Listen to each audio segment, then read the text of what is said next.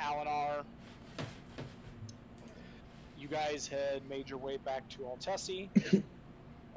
Some of you went to stable the horses, secure your rooms, while the other half went and met with Rybran, gave Rybran all of the information that you guys had received from Xavier and from Alar.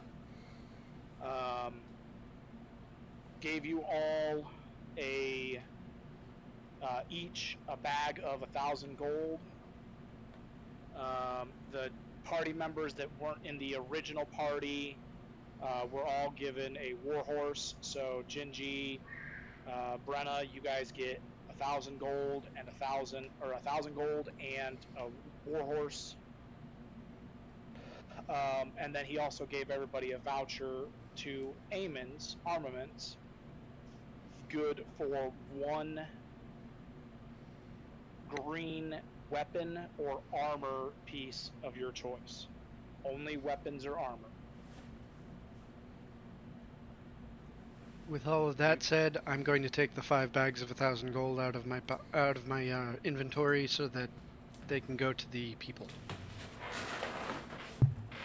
Or actually, I'm going to keep one because we still have one player that hasn't gotten theirs yet, right? So we can pick a weapon or armor. Correct. Limitations? Green.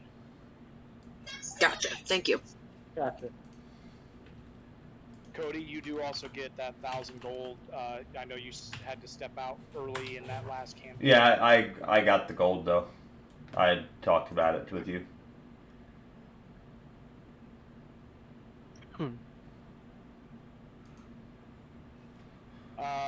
So now you guys are all in the Heartleaf Inn. A couple of you had talked about going and talking to Sorla's Uncle Jebulin because of a book that Raiden and Warren had found in Rybran's library. And then the rest of you, we've got some downtime activities here within the city. So now that we are caught up from the last couple weeks, I am going to give it over to you guys. Take it away.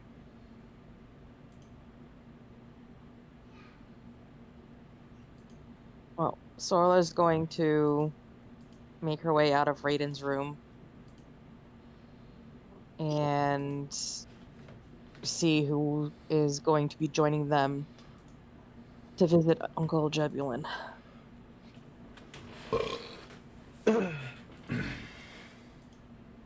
Raiden isn't that far behind, carrying the 3 books that he procured from the library.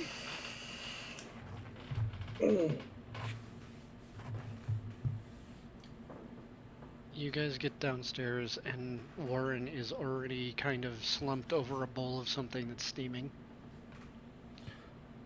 Onbear's still sitting at the far end of the bar, just sitting there.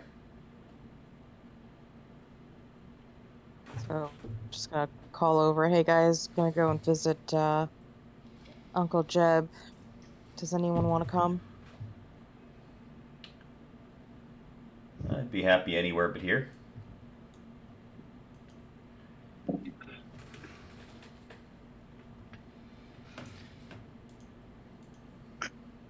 And forward to it. I'm gonna finish this real quick and I'll get it. I'll catch up. You know I got a good news for it. Alrighty. Check for anybody else and head over to Uncle Jebulin. Brenna, Gingy, what are your guys' characters doing? I was about to ask Brenna, where are we? Kaylee is probably in the tavern part of the inn eating. So she would have. They would have heard that too. Shardock would also be hunched over a bowl of something steaming, while he's just devouring it Goku style. Real quick side question. What level? Same level as every. No, you guys are still at level 1. So the way I am running my games, you are only going to get XP if you are in the sessions. So those who are like, this is your guys' first real session, because the last one that you guys were in literally was just a short intro session. You guys have not received any XP yet. That puts me at a disadvantage forever. Right? Not necessarily. Yeah, I can only make half the games. Ever. Same. To be fair, that could mean that you're out on one of the days that Jeb accidentally or intentionally TPKs us, and you'll be ahead of us as we all restart at 1.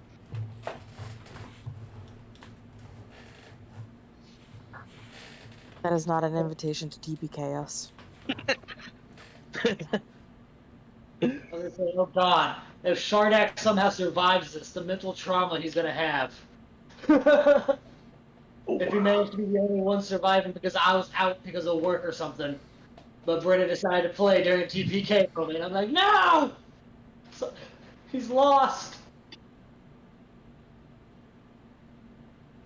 So, Brenna, Gingy, your guys' characters are in the tavern, you're eating, and you guys see and hear the interactions of the rest of your party members saying that they're going to Sorla's Uncle Jebulin. Hearing that, Shardak would look to, I'm sorry, Brenna, what's your character's name again? Kaylee. Haley, thank You you. live with her? In game, yes, not IRL, damn it. I'm horrible with names. Hearing that the adventurer is about to head out for amongst the town, he would look at Kaylee and kind of tap his shield with an inquisitive look, and then kind of pull out his voucher.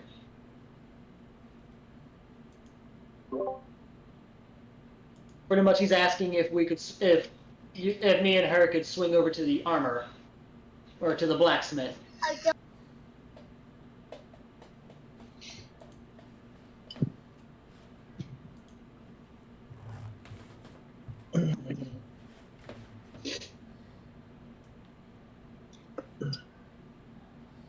Brenna. I'm sorry, I'm dealing with the toddler. Oh, okay.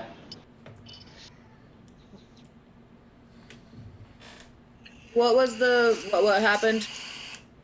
Hearing that the party is about to go out amongst the town, Shardak looks to Kaylee and kind of taps his shield with a slight inquisitive look and a slight grunt as he pulls out the voucher, pretty much asking if she would be okay with going to the blacksmith.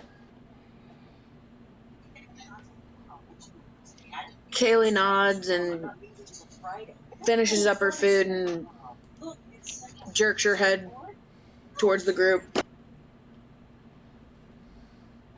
Shardak horks back in the last bit as he licks the bowl clean and follows close behind.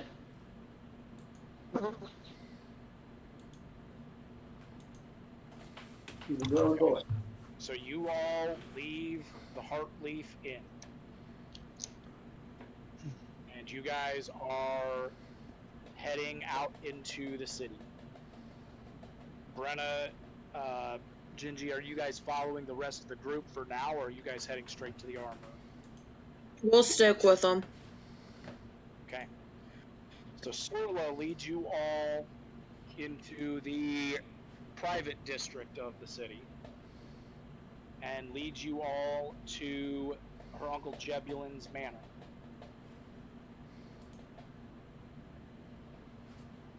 Fancy At like you- Applebee's. Huh? Said it's fancy like Applebee's. As you all walk in, you hear a magical ding come from somewhere inside the manor.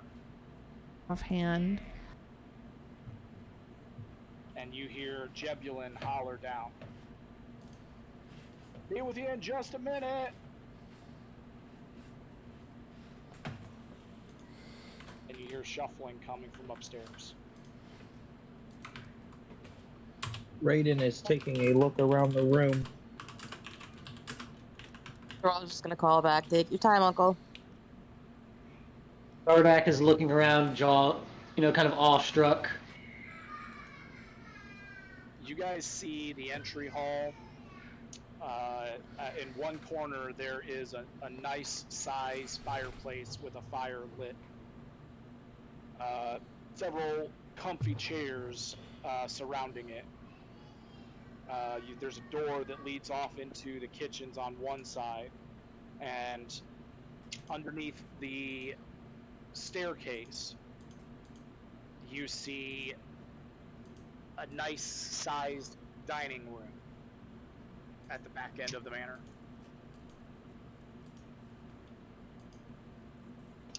Jebulin walks out onto the second story landing. Oh, Sorla! What a pleasant surprise. So glad that you could visit me again in such a short amount of time. Would have been here sooner, but you know how I get when I get into some interesting reads. Oh, I sure do. Of course, you know what I always say, knowledge is power. What knowledge do you seek today? Well, there's a few things we wanted to talk to you about, and one of them is about a book you wrote. Just gonna kind of look at Raiden. So, over the table, I remember most of what we talked about. Names of books was not one of the things that stuck in my head, unfortunately. So, he's just going to pull out the book that you said was written by Jebulin and hand it to Sora. Alright, let me... She's gonna be like, Uncle, do you remember your theory on the recycling of souls?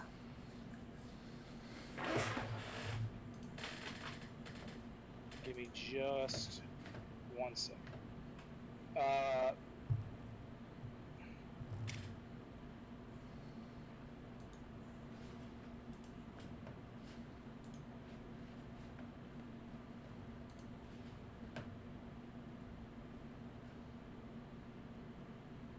He did not give you the name of that book. Okay. I wasn't sure. The name of the book is called The Great Cycle, Theory or More. The book that I did name last time was called Destiny of Destruction. Okay. Title.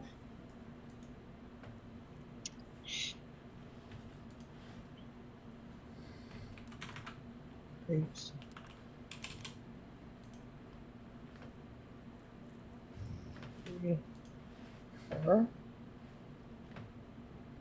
Okay.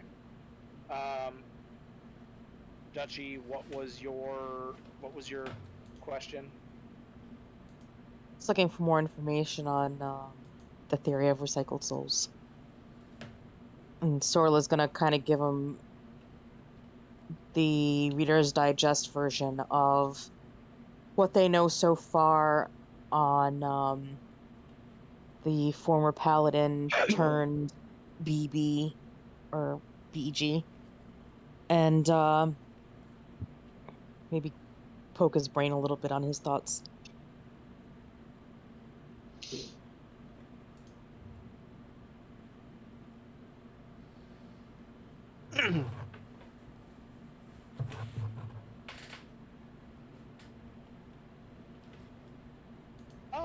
okay. Well, that is a very interesting subject. Why don't we come upstairs into the library and let's make ourselves a little bit more comfortable? Put on some tea.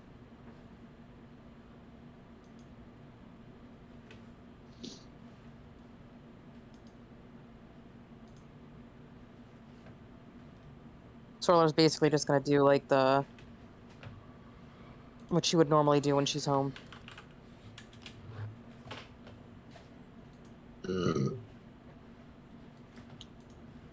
So you guys all walk upstairs, and Jebulin leads you guys into his library. And for those of you who went to the King's Library, you guys picture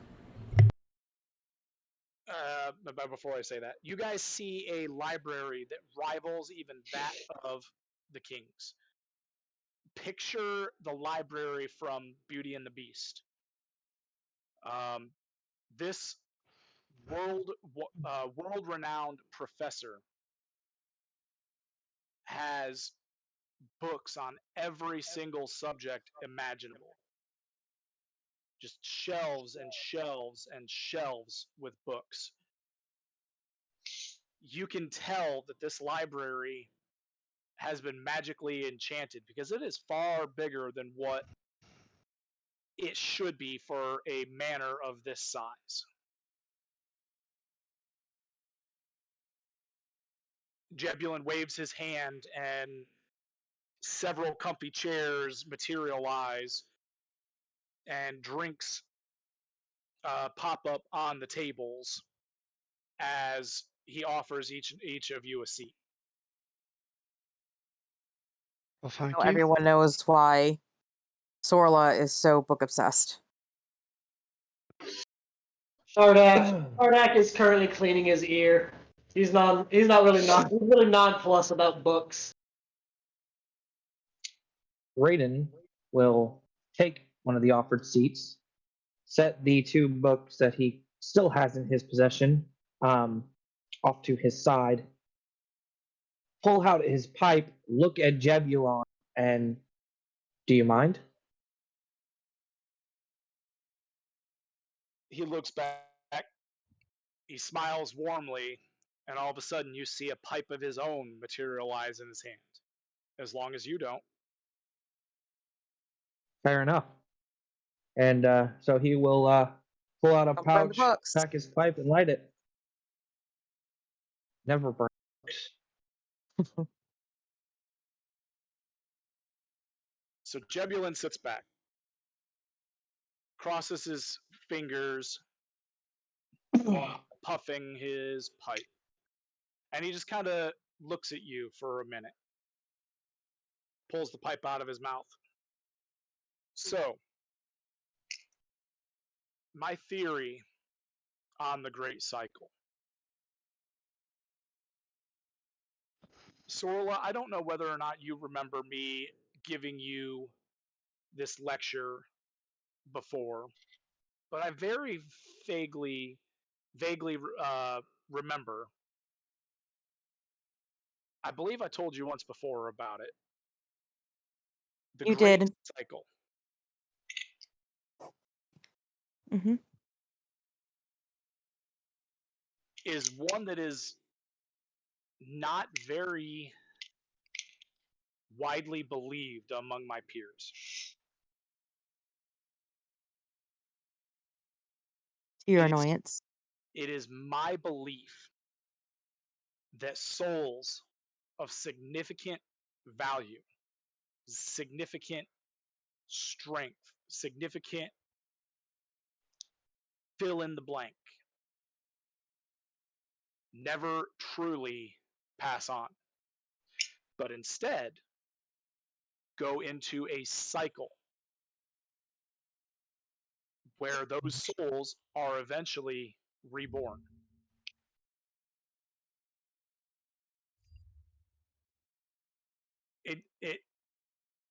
It's not easy to determine exactly how long a soul remains in the cycle before it is reborn. But I've made certain connections over the course of my research that lead me to believe that this is in fact true. Take the Mad King, for example.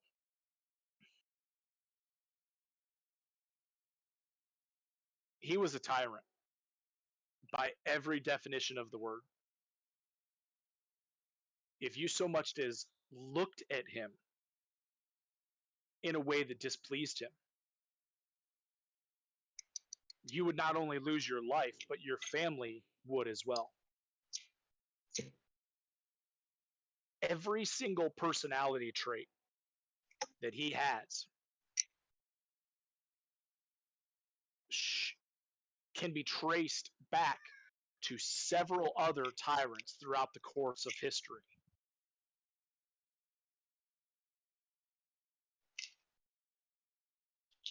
One of which was the original lord of everyone's favorite den of thieves, Shadows Bay.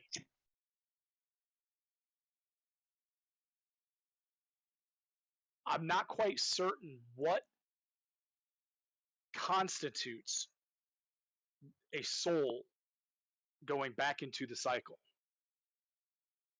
because not every soul does.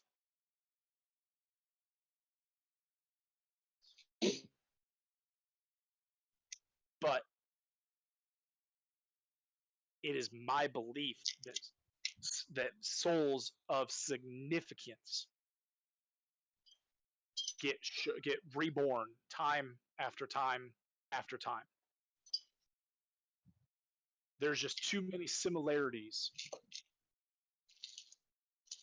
over the course of history for me to believe otherwise.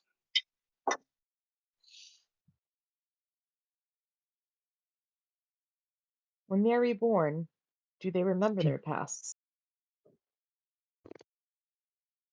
I don't believe so. But, candidly, this is just a theory. I have not proven that this is reality. Hearing that comment, Sardak actually perks in, hearing the "Do they remember their past lives?" question and the response. He doesn't say anything or make any movements. He just kind of snaps into focus on the conversation.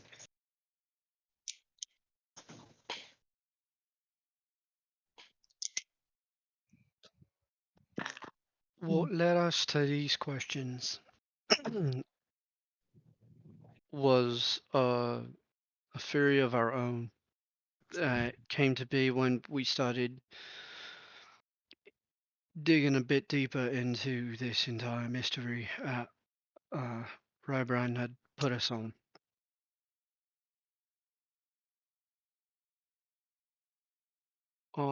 One of our theories is what happens if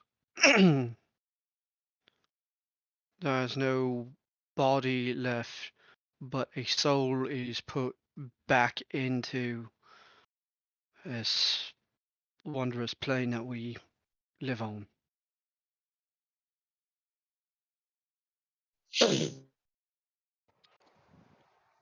Well, it is my belief that when these souls are reborn, they are not reborn into the same bodies. As I mentioned, there's no rhyme or reason to the great cycle and how long a soul remains within it. It could be 100 years. It could be 1,000 years. Obviously, if it's even 100 years, the original body would have decayed.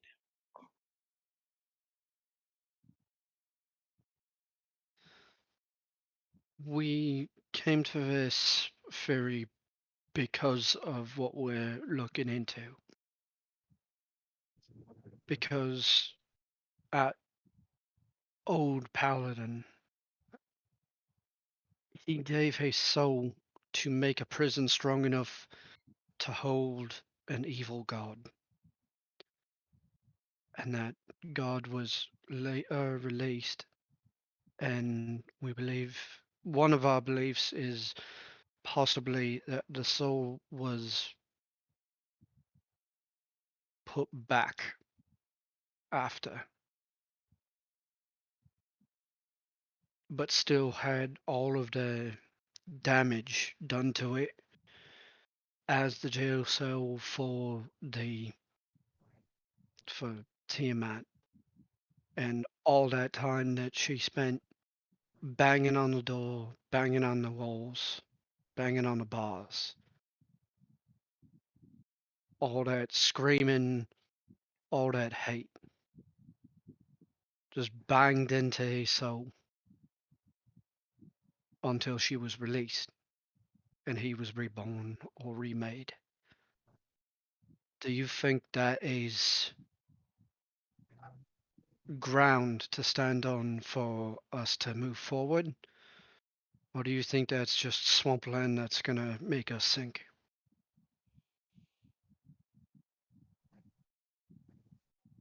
That is an interesting theory. We have It would make others, but that's the one that led us to your book. it would make sense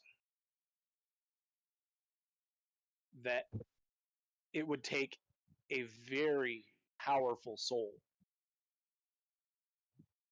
in order to seal Tiamat. Well, he If was he was go ahead. evidently this god named Paphos. It was his first champion, his first paladin. Paladin. I like that. It would also make sense that if his soul was sacrificed to seal Tiamat, but was somehow split and returned to its body,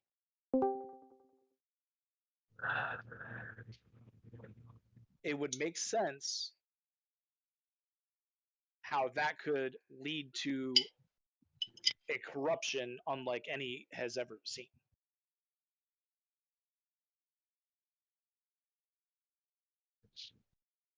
You think the soul could have been split, Uncle?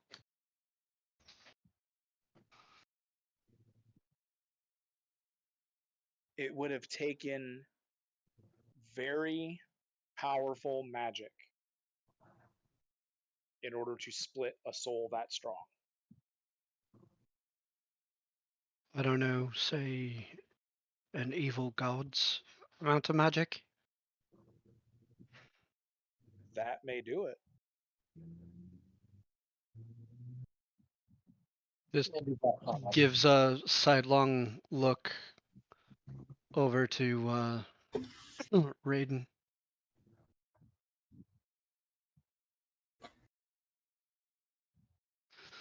You're a better investigator than I am. Make some more questions. Just taking it in for the moment. He takes a long draw off his pipe. We take that theory and we run with it. He pulls up the Destiny of Destruction and leans over and hands it to Jabulin. In that book, it clearly states that I worry that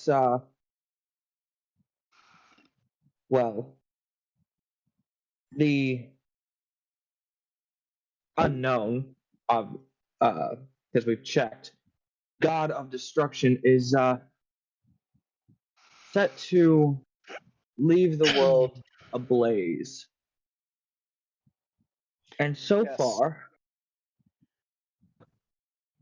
that is exactly what our target, this Raven King, has been apt to do.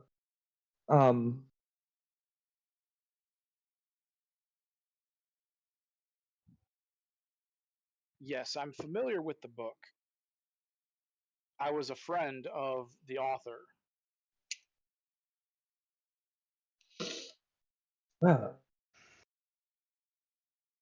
Interesting. I can't help but wonder, even if the soul was split, and all that was bad, or however it may have been split, returned, and let's say did become this Raven King, um, having been twisted and whatever have you, it doesn't. There's still the question of time, because if the soul was returned after Tiamat was released, or in the process of Tiamat being released, and split at that moment, that was only a few short months ago. However,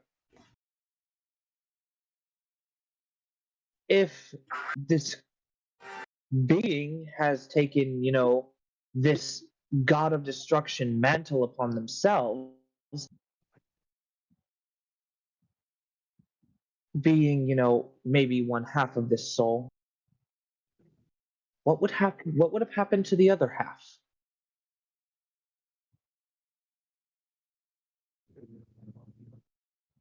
He thinks for a long moment.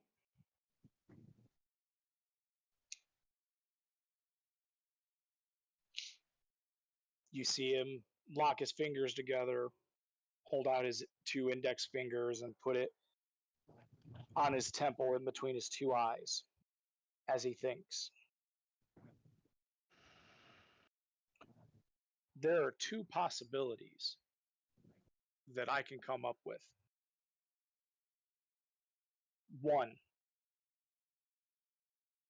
that the soul, or half of soul, rather, entered the great cycle.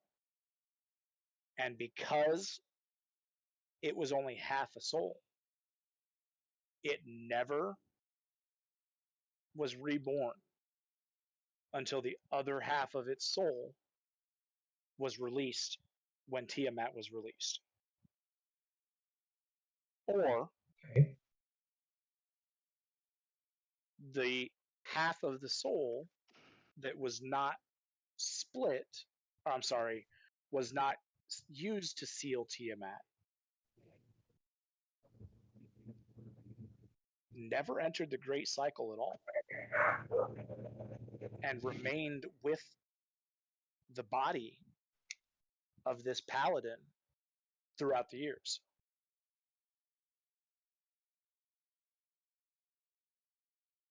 So you're saying the split would have taken place, in theory, when they sealed Tiamat, Mm-hmm.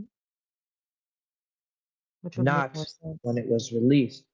Again, it And would have if taken an immense amount of magical energy to split a soul that strong. And if it happened,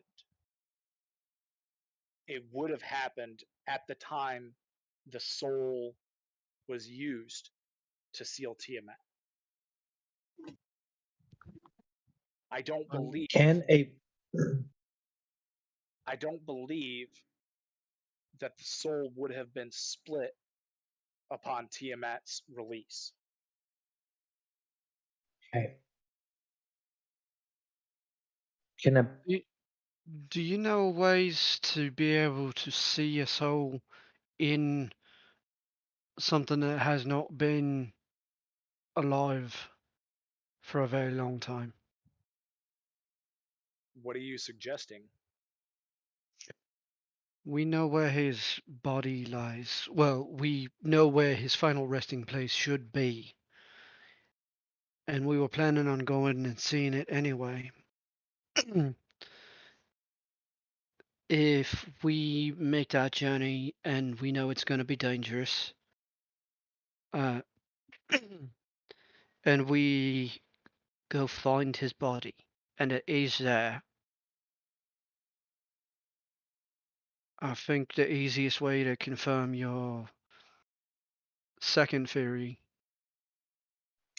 is to see if the soul is still in those bones. Interesting. The only artifact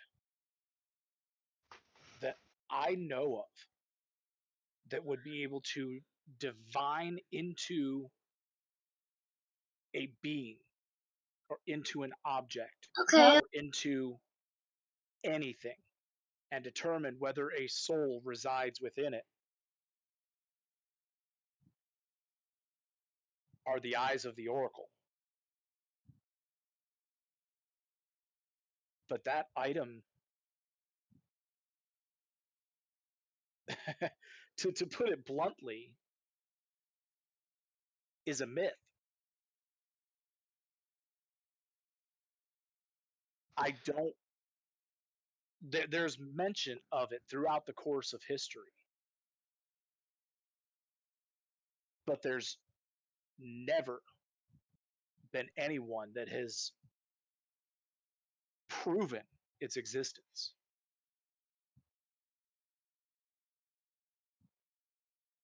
You've written books on things that have as much substantiality. I was gonna say there's a first for everything. You wrote a book on This is very true. You wrote a And book about a cycle of souls that nobody can confirm nor deny. And you're telling me this myth ain't worth tracking down? no, I did not say that at all. I'm Big, saying that wide grin. it has been not been proven, much like my theory on the Great Cycle. There has been no proof of their existence. However, as Sorla can tell you,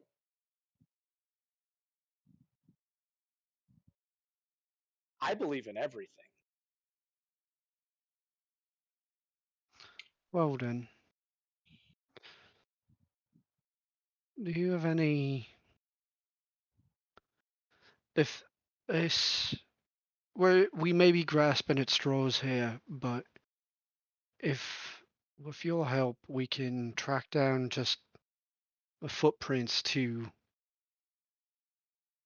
a long dead trail that could lead us to those, and we can then make this horrendous journey up a mountain,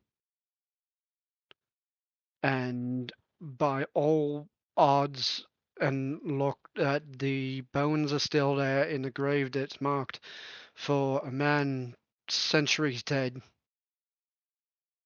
and we look at this, not only will we prove that that myth was true, but your theory is more than just a theory. Anyone can do it, Uncle. It's the niece you trained. Oh, I have every faith in you, my dear niece. And Where do you believe his final resting ground is? from what Right we in. got from his friend, as an old town in the middle of the mountains. You got the map. You want to show him? You see him perk up at this. We've been to visit Alar, Uncle. Are you referring to Illyria? Just the nod. Yes. He goes and he grabs a book off the shelf, brings it over and sits it in front of you, Warren. The title reads The Forgotten Kingdoms.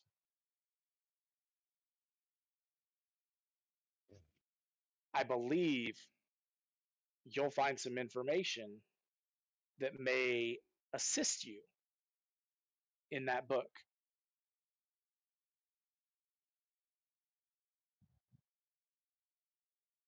I may not be talking much for the rest of this conversation, but I'm going to be listening.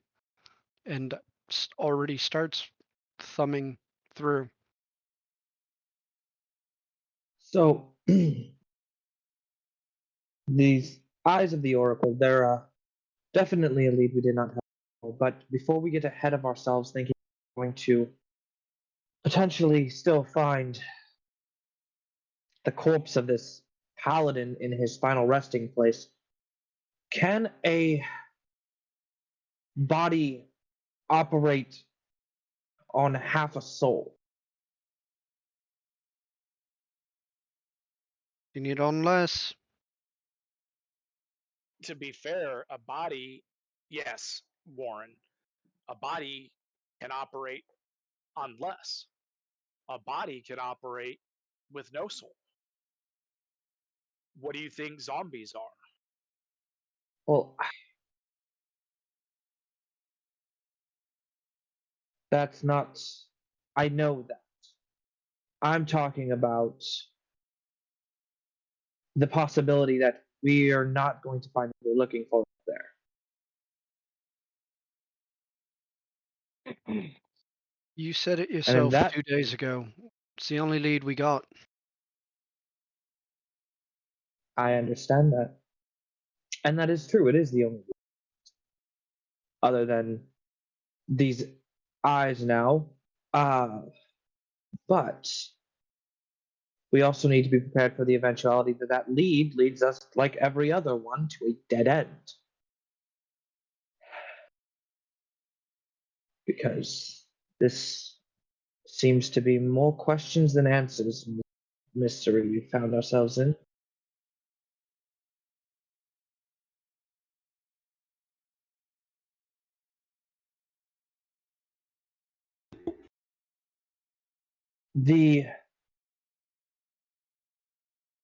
And then he pulls out the final book, the one that has the list of the known and unknown gods, where it's just that list that is partway legible, and the rest of the book is, illegible. And he hands it over. Do you happen to know any way to restore the text on that book? He looks at the book and he smiles. Oh, I know this book quite well. It has been one that has vexed me for many, many years. It was I who gave Rybrandt this book.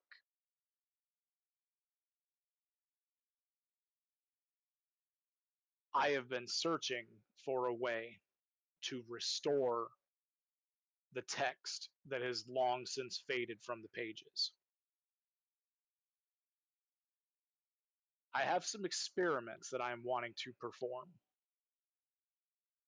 but unfortunately, I am not ready to do so at the present moment.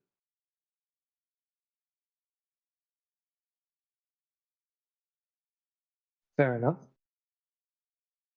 Hopefully, we will be around when you are able to prepare those experiments. Maybe offer you a bit of assistance, if any at all. He kind of looks over at Sorla with a, does he know what he's getting himself into look? Solo just smirks. Very well. I could always use a new assistant.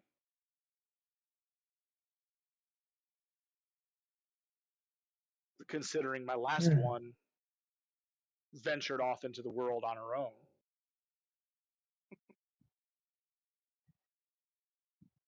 Oh no, she's not on her own anymore.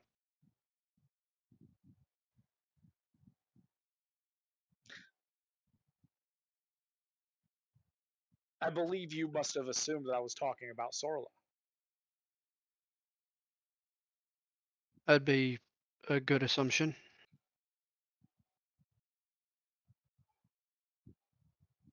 Wouldn't it? It would be a good assumption. But sadly, no. Sorla was never an apprentice. She was a student. One of the best that I've ever taught, in fact. I dare say that one day she may surpass even her own uncle. My praise for coming from somebody who populated an entire quarter of the Order's library. The Order. Yeah. I've read plenty of your books.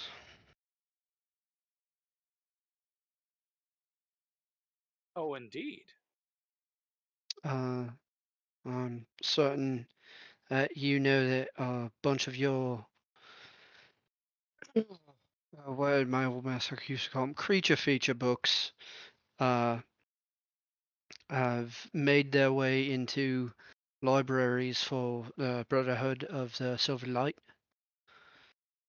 Ah, a brother, are you?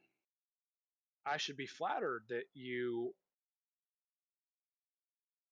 have read so many of my books. It was both a blessing and admittedly also a punishment for some of the things I did. But you know, I learned a lot from it.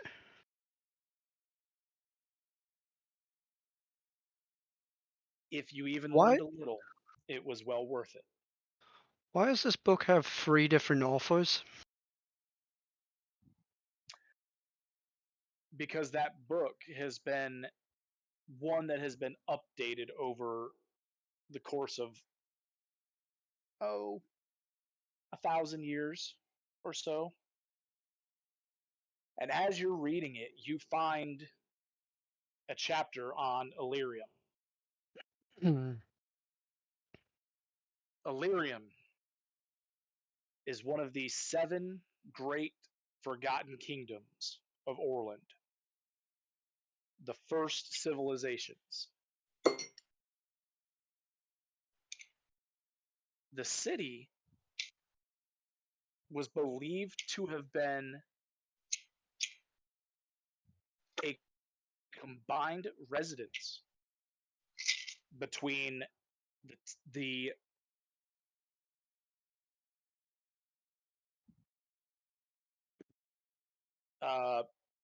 ancestors of the common tiefling race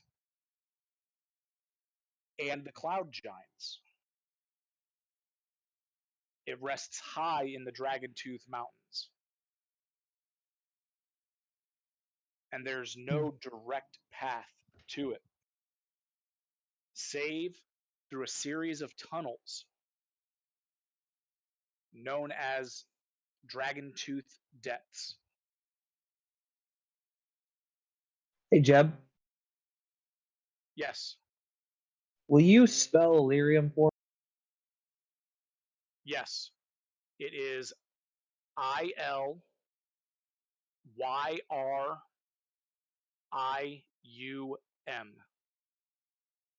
Thank you.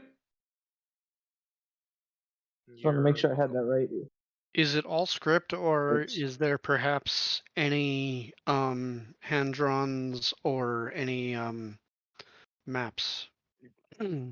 It is mostly script, but there are some hand-drawn maps showing uh, the relative location of the city within the mountains, which matches what Alar put on your map, as well as a relative location to the entrance to Dragon Tooth Depths.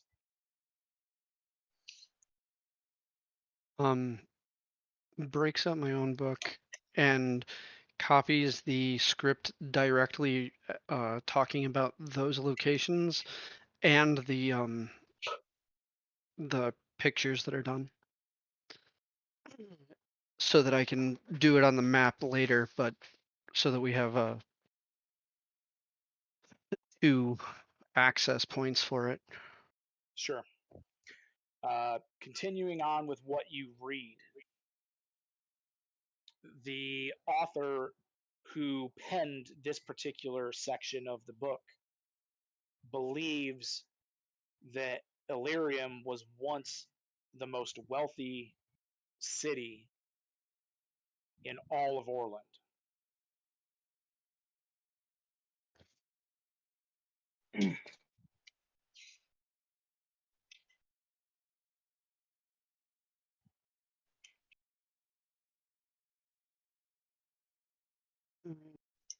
That tracks a lot.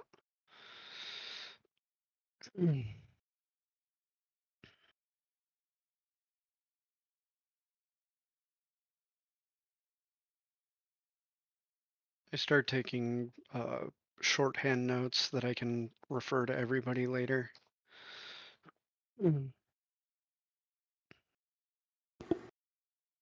Are we in Jeb, in Jed's library? Yep. All right, I want to start. Well, I'll just ask.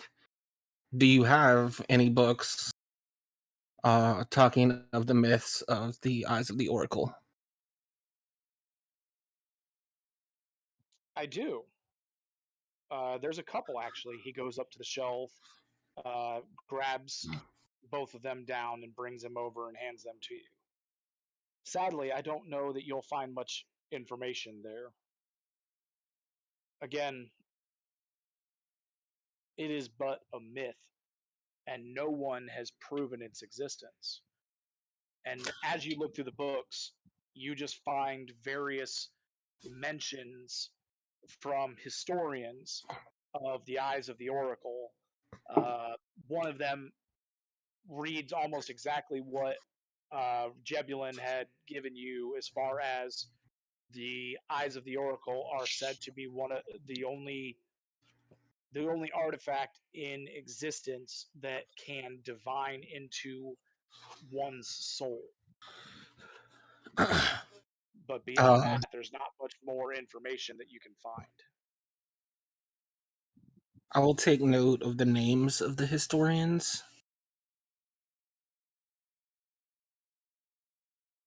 Just to Okay. see if maybe I can find any of them and actually speak to them. Sure. Mm-hmm. So one of the historians. Oh, hang on. Give me a second.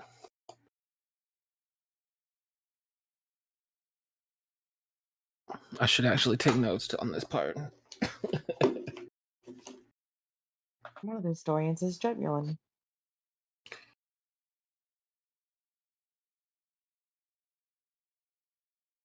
Let me know when you're ready. Go ahead. So one of the historians is named Dravin Septim. Dravenseptim.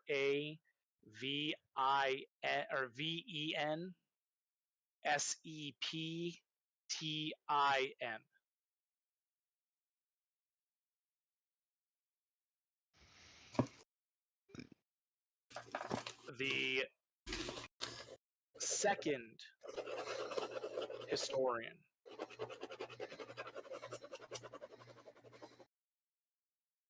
is named Omelia Javaris. Omylia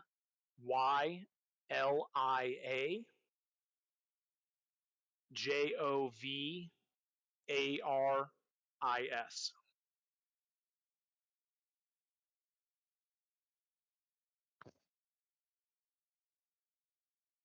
Mm-hmm. And the third one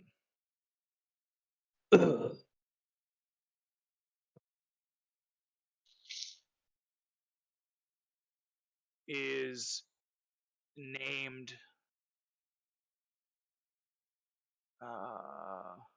where's my sheet? I just clicked off my sheet accidentally.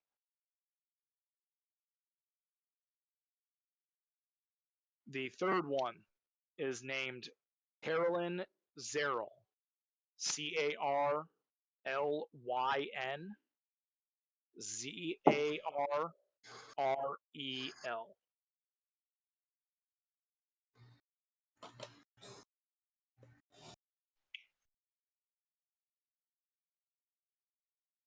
Cool.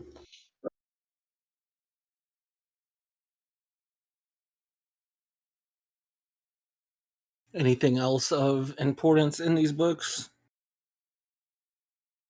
None that you find interesting. All right.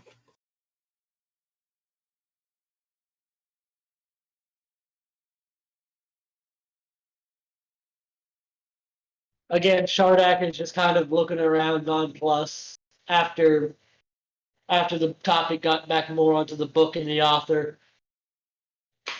Until he walks over to the map. Would he be able to kind of guesstimate where his original house was on this kind of map, or is it more of a wide spectrum ideal?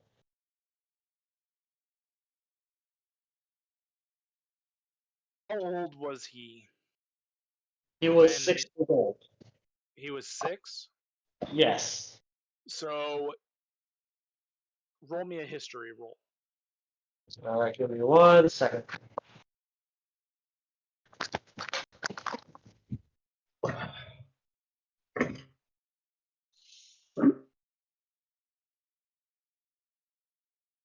Bring up D&D Beyond because Bode's being stupid right now.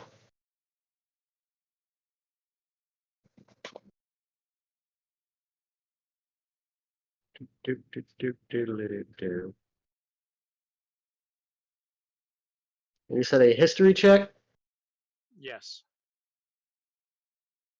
History.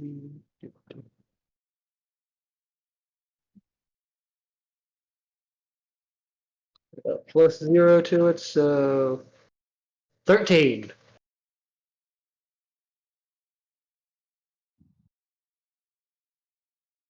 He doesn't really recall exactly where his home would have been on this map. He was a little too young to really know where his home was.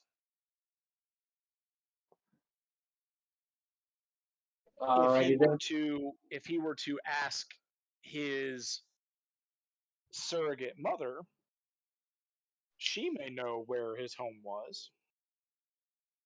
But as far as his knowledge, no. He kind of looks over at Cody. What's her name? What's Brenna's name? What's Brenna's character's name? Kaylee. Haley. Sorry, I'm bad with names. Shardak looks over at Kaylee, kind of gives her the head nod of, could you come over here? She's putting that down. I've just been informed that she is currently putting child down, so he will wait on that. She's on text only, so I see her typing. Okay. Let me do.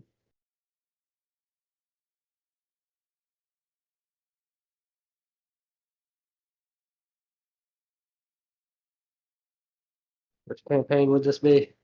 2. Campaign 2. He walks over and points to the general area of where they had lived and where his cabin was. Was that his cabin or her cabin? That would be her cabin by all Okay. He kind of then points to himself, and then points to the map, and then points back to himself, kind of asking like, does she know where I came from?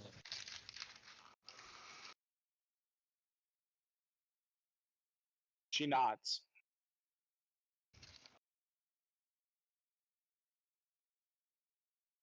Kind of slightly tilts his head with a slight inquisitive look, like he's kind of more asking. He's kind of more in the process of thinking to himself, "Do I want to? Do I want to know?"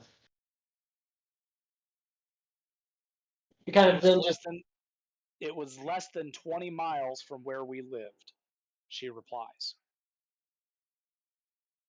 he kind of looks down at the map, kind of does a general guesstimation area, just nods to himself.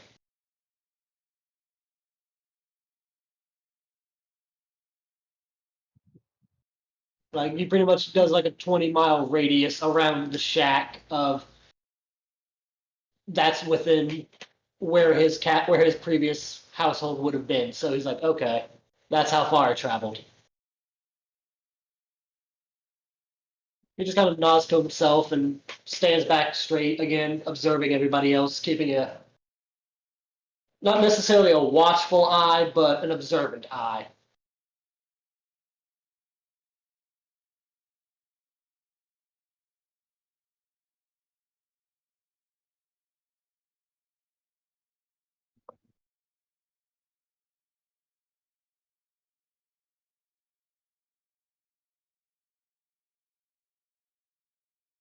I was gonna say that's all he wants to do. Jebulin looks at everybody. Is there any more that I can help you with?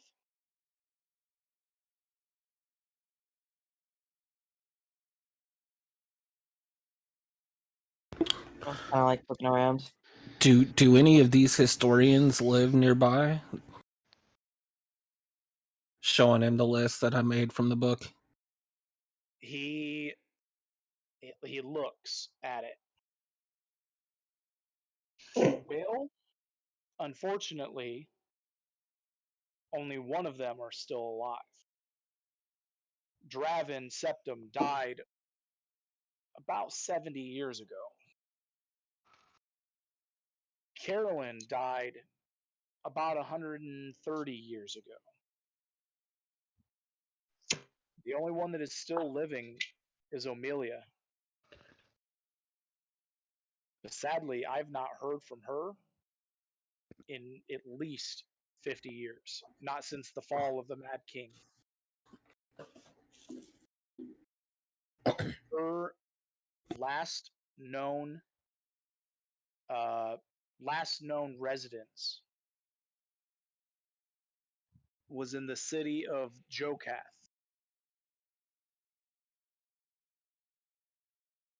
in the southern part of the continent.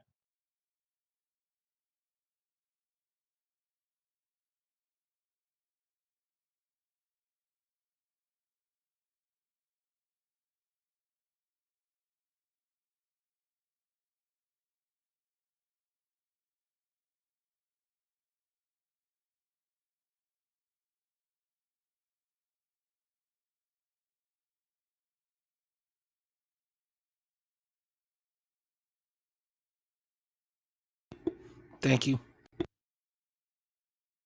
My pleasure, kind sir. He looks around at the rest of you before finishing looking at Sorla.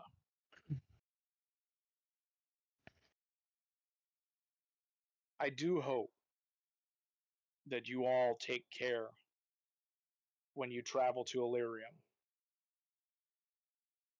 It is not an easy path.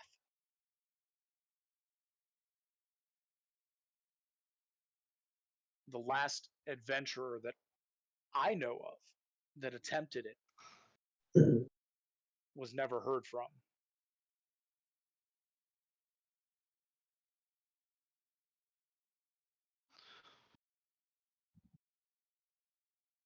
Before looking up to ask him, he looks to the side to Sorla. You have a way of contacting him if we have other questions? Would she? No, they do not. Jebulin's never been one for sending stones. He finds that they distract him from his work. All right, so Solar's gonna turn and say, "No, Uncle likes to keep his focus on his here and now, and doesn't like outside distractions. So, not much for communication if you're not in his presence." I mean, you have quite a collection of books here. I don't suppose that you have any problems with taking a few minutes at the end of your day to read. I'm quite certain there's a mage out there has made a small satchel or envelope that would deliver notes here and back. Maybe you can look into that. Keep you still on point with what you're doing, but not distract you too much. Keep you informed.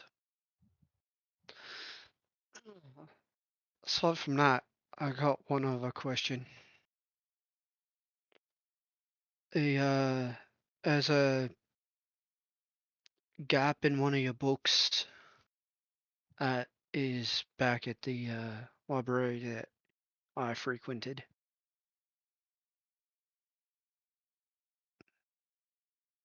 Something very particular to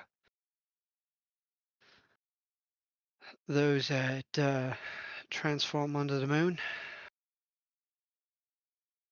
Have you updated since, and I give him the date at the back of the book that I've read so many times.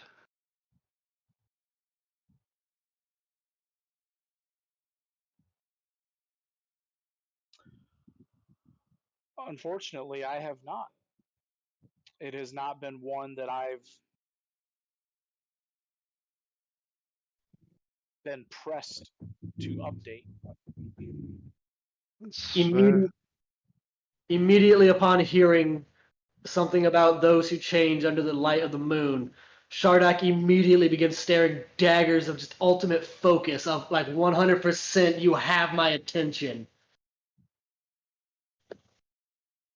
He doesn't say anything, but he's just like straight dead eye fucking focus.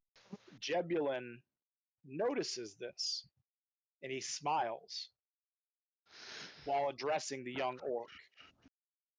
Does this subject interest you, my friend? His lip kind of furls as he gives a slow nod.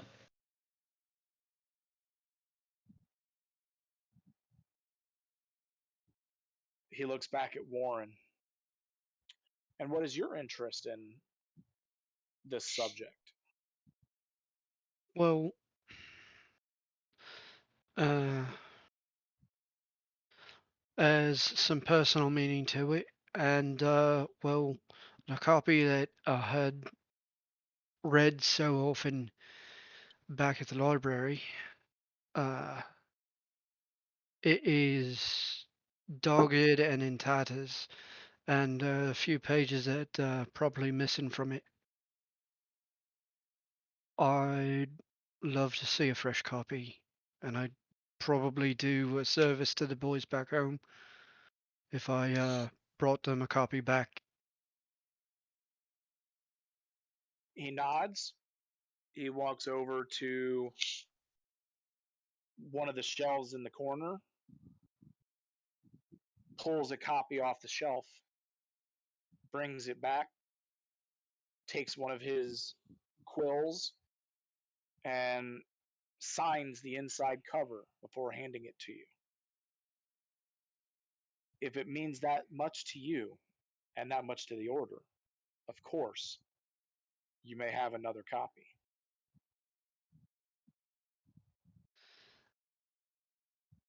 Now that I've met you, may I come back if I speak with the Order and see what needs to be replaced? Of course. He extends his hand. Name's Warren. He takes the hand, gives it a nice, firm shake. Warren, it is a pleasure to make your acquaintance. Of course, you already know me. I am Jebulin Fireling. It's a pleasure to make your acquaintance. I have spent many hours, probably years at this point, and stuck in between the pages of your books. I will admit, at first it was not by choice. But I learned to respect the knowledge that was between those pages. You do good work. It does my heart well knowing that my work is appreciated, albeit reluctantly at first. You know, kids. Half of them don't want to learn to read. He looks over at Sorla and chuckles. Oh, yes, I know all too well. It grows on us. If Sorla happens to be within nudging range, she gets a nudge. Hey, Sola's always loved books. Your work has done a great service. Because I'm not the first in that library to camp nights out in it, in your corner. And you know the services that that order does for this world, for this continent. So you, if nothing else, you know it's been put to good use. Thank you. You are very welcome.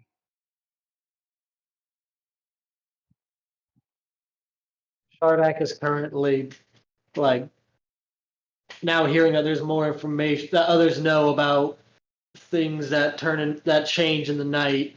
Having seen many wolves from his father's hunting trips and everything, he knows what attacked one night was not that. So he's just kind of staring at the map with like kind of an intense focus, kind of thinking to himself, okay, it's been this long. How far could it have gotten? Just kind of scanning over, trying to take in every detail of the terrain he can.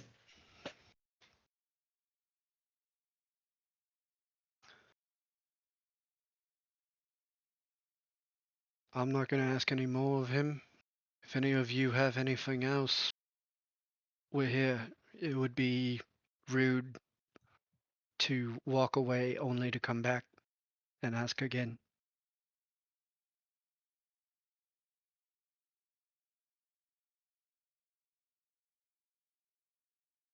Shardak hears that and immediately thinks to himself to take the opportunity. He walks up to Jebulin with a head bow of respect, and he holds out his left arm, which is deeply scarred with a deep gnarled scar that has remained through the ages. He kind of looks it up. He kind of holds it up, looks to the scar, giving it a slight grunt, and then looks up to him with like a confused look. In a graveyard gravel tone of a whisperish voice, he says, It hasn't healed right since I was 6. Would you know anything about it? He looks down at the scar, and he immediately knows that this wound is cursed. He knows what caused the wound. And you see a sadness fill his eyes as he puts a hand on the young orc's shoulder. Unfortunately, young one,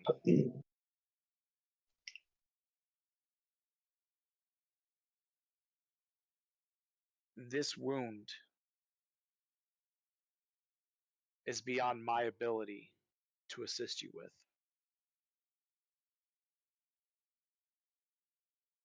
He kind of shakes his head. Not need assistance. More curious. I have scars, he says, kind of motioning to his other arm with other casual canine bite scars, like from wolves and shit. And then looks back to his left arm. I've been bit by large things. They heal. Scar natural. But this scar grow. Not like others. The scar remain and grow as I grow. Always the same size compared to arm.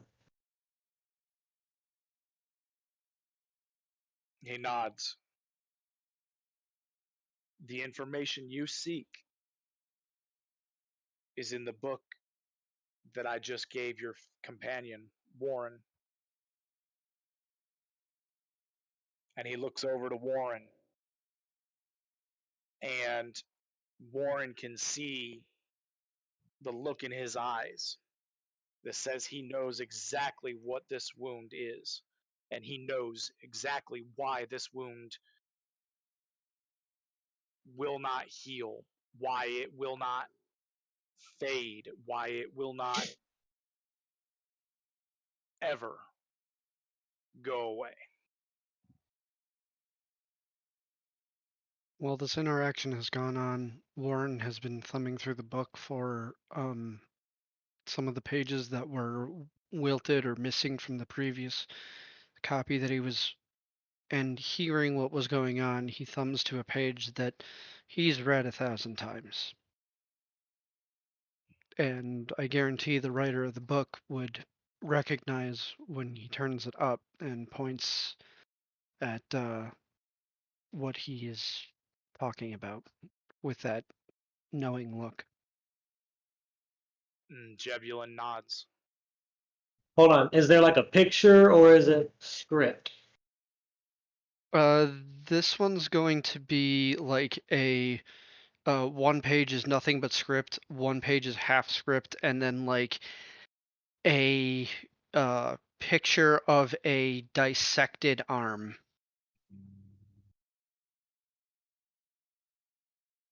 Once Shardak sees that arm, a slight glaze comes over his eyes as he just slowly reaches for an axe at his side as he steps back more toward Kaylee. Not actively going for it, just slowly his hand begins to hover around his axe as he stares at this picture. It's a study. It's not an instruction. You want to know? We can go over it. Don't be rash.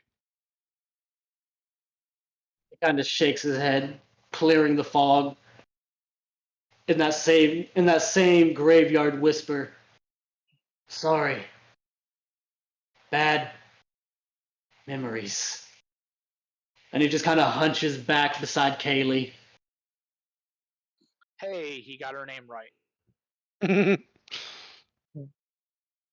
He he kind of takes up that like defensive, oh, I'm sorry, I did wrong kind of stance.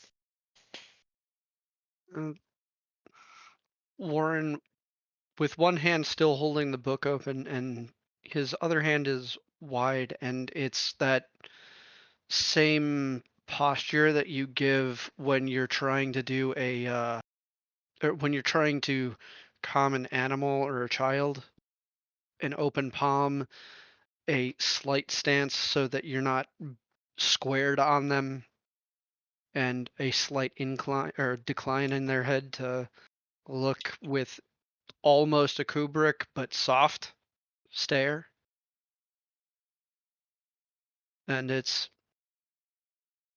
we'll go over it. You don't worry about it. We have a couple more days of sitting indoors and resupplying. Don't have to beat yourself up. He just kind of shakes his head, mumbling to himself. If anybody rolls, I'd say, in my personal opinion, above like a 15, he's just more mumbling stuff about, red moon, shadow, shadow.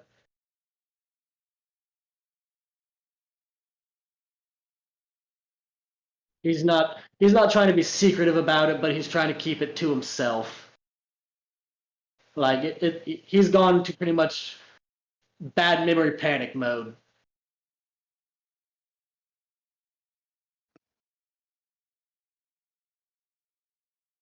Kind of soft look to the others. I'm not a breeze typing. Uh-oh. Haley places a hand on his shoulder.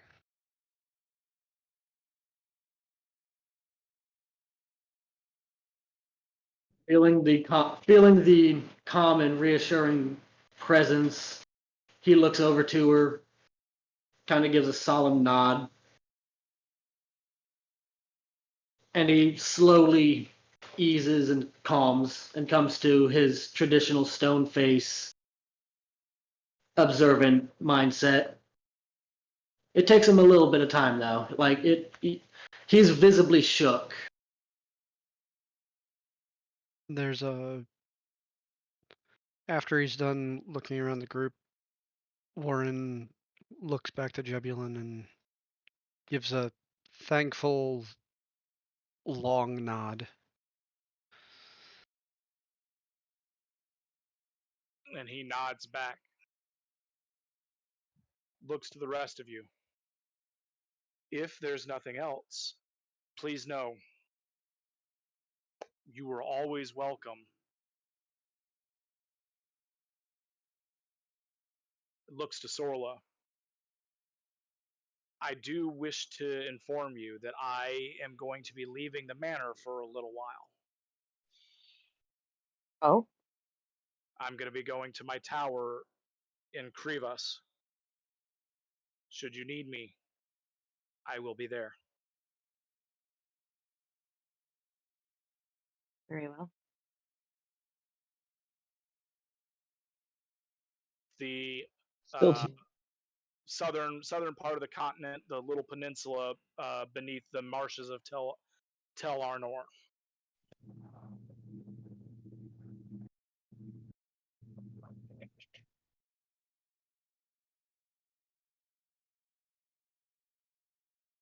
having finished processing what he's learned, having listened to the others, just paying attention, uh, Raiden looks to Jebulin on a bit of a side note, not completely on topic, could be completely off topic at this point. What do you know of the disappearances that I've heard since a few months back at the release of Tiamat?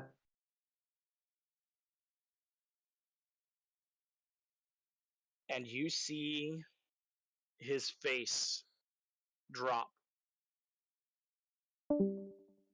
at the mention of this. Can I tell what kind of reaction?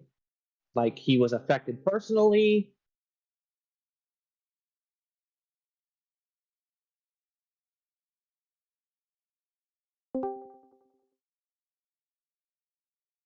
You can tell that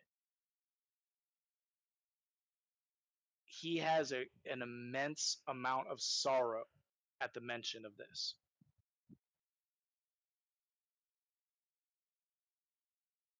And Raiden, he looks to Sorla.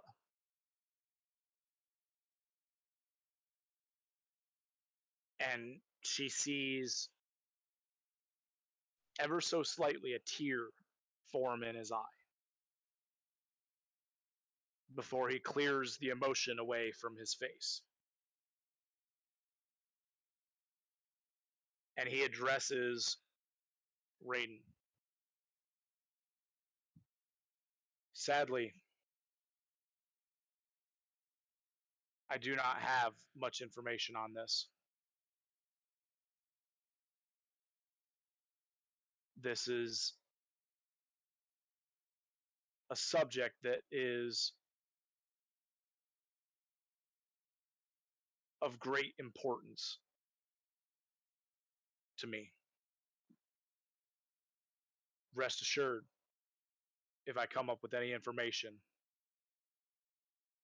I shall let you know. Because he can kind of tell that there's a particular reason why Raiden is asking this question. he takes stock of the look, knowing it all too well, and nods. Not only is it of great importance to you, but to me as well. Currently, Alexander, the king's assistant, or whatever he is to the king, have you, is researching into said disappearances, and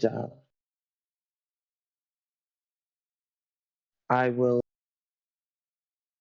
if we happen to see the king and them before we leave, I will make sure that not only are we informed, but that word is sent to you as well on whatever they find. He nods.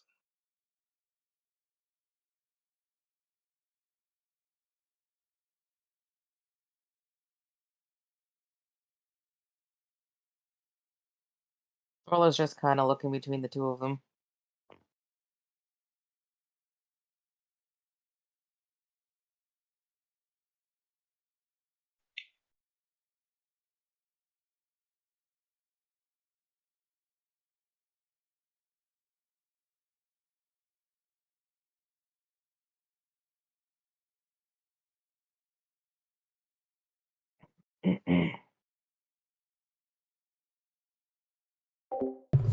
We'd just like to point out that Well, my friends, we just got a tip from if there's Mr. nothing else, Cody, your Music mic Works is here. muted.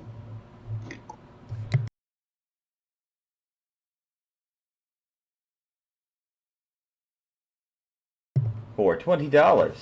My Stream Elements is apparently broken as hell. So, there's that. Guess he didn't have anything to say. I guess not.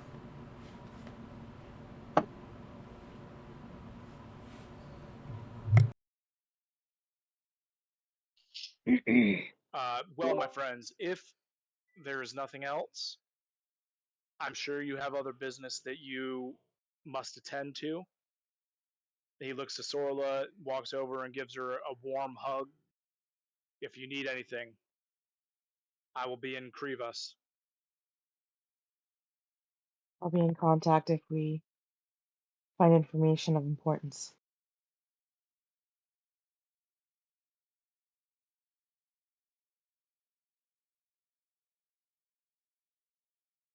And with that, he Can you guys hear walks. me? Sorry. Yes. Yes. Okay. And with that, he walks you all to the front door. Thanks you all for visiting him and for I need my. Yeah. You feel the nose right there? picking at his knowledge, and closes the door behind you and returns to his work.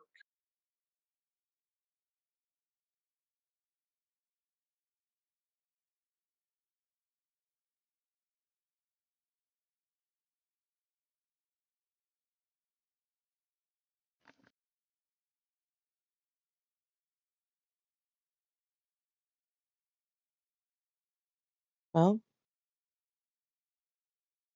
not all of the answers, but some answers.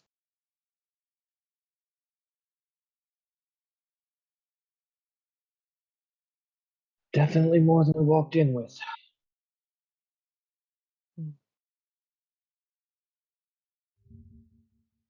While remaining by.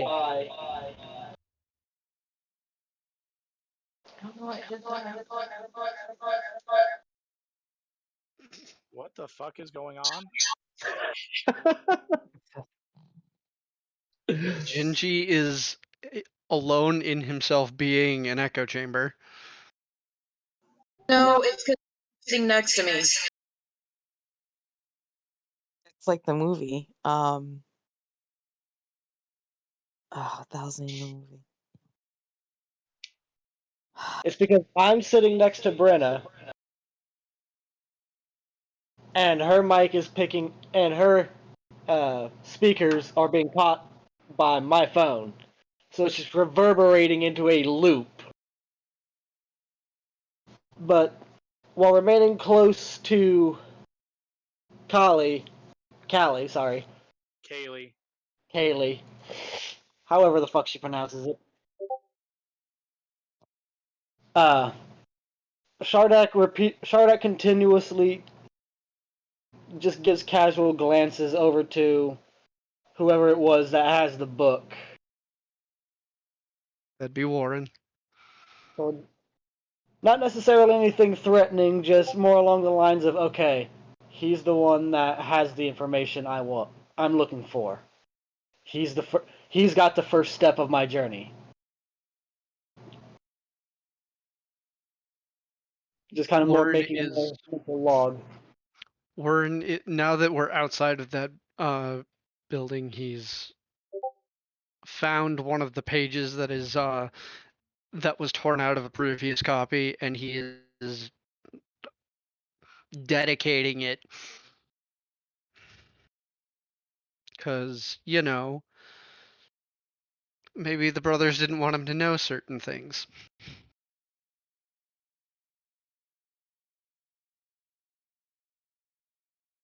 Or maybe somebody was a little too hasty and didn't want to write notes and just tore out the page to take with them.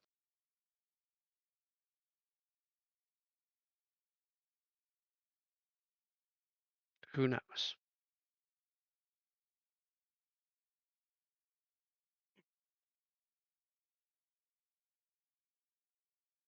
Hey, did y'all want to do something else?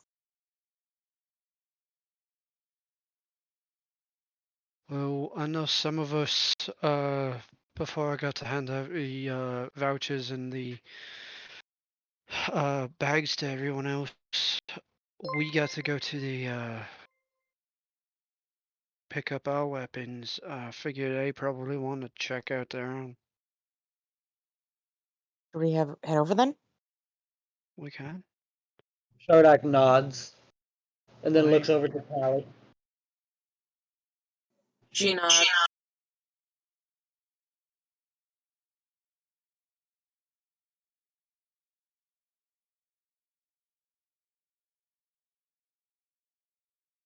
Okay, so you guys all head over to Amon's Armaments.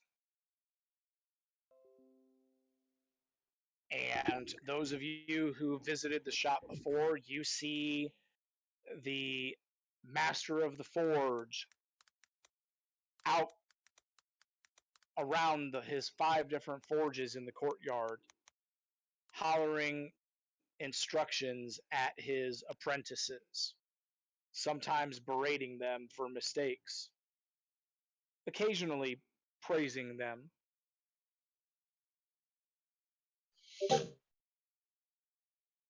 As you all walk into the courtyard,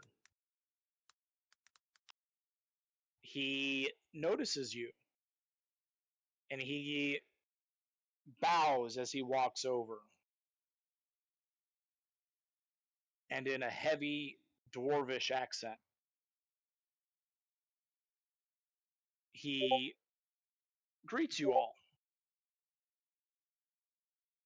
So, I see some new faces in this group today.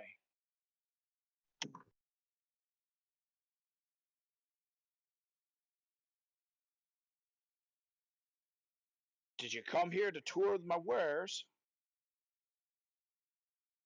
Or are you on business for the king? Little of both.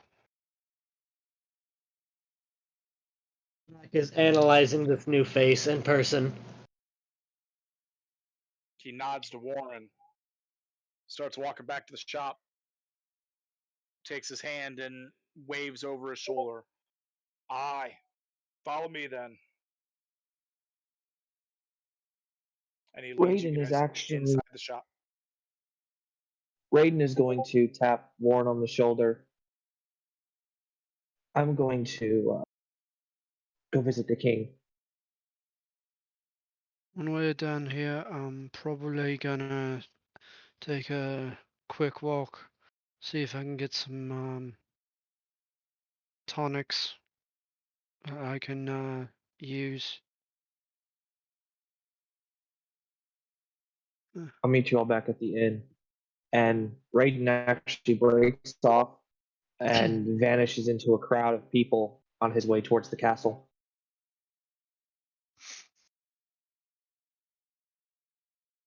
Wait, you're going to the castle?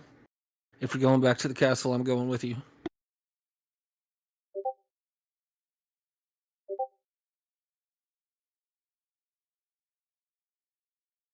Well, if you're coming, don't slow me down.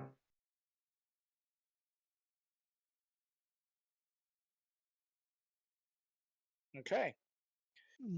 Raiden and Zeos leave and head back towards the castle. Do the rest of you follow Eamon inside to his shop? Yep, I'll stick with the group.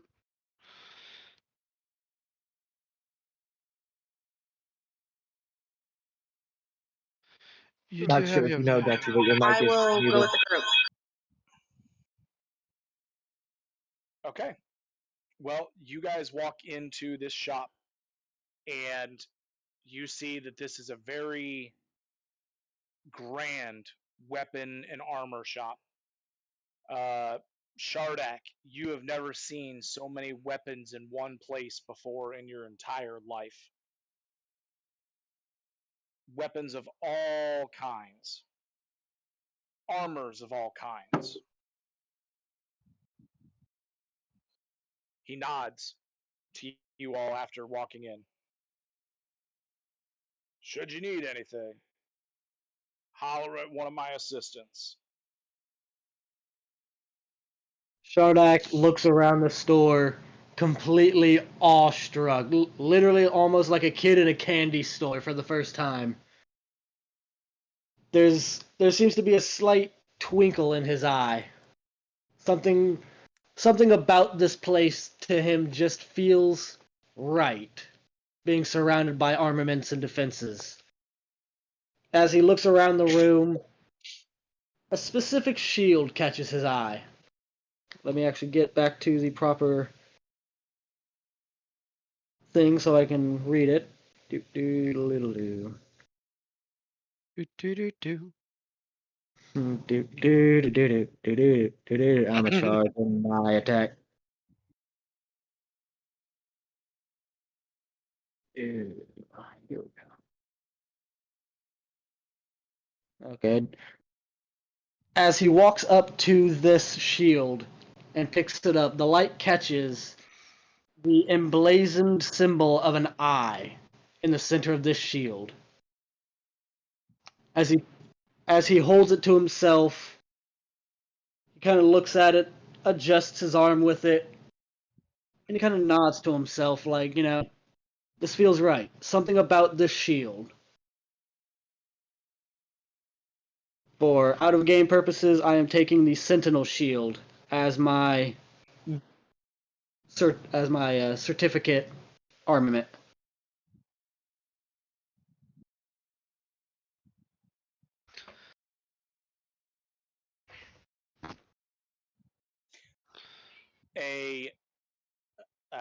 An attendant walks up, kind of leans over, looks at Shardak. That's a nice shield. You plan on buying it? He looks at the attendant and nods with a slight grunt.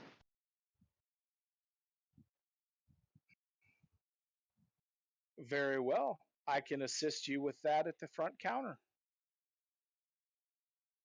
He looks at Callie.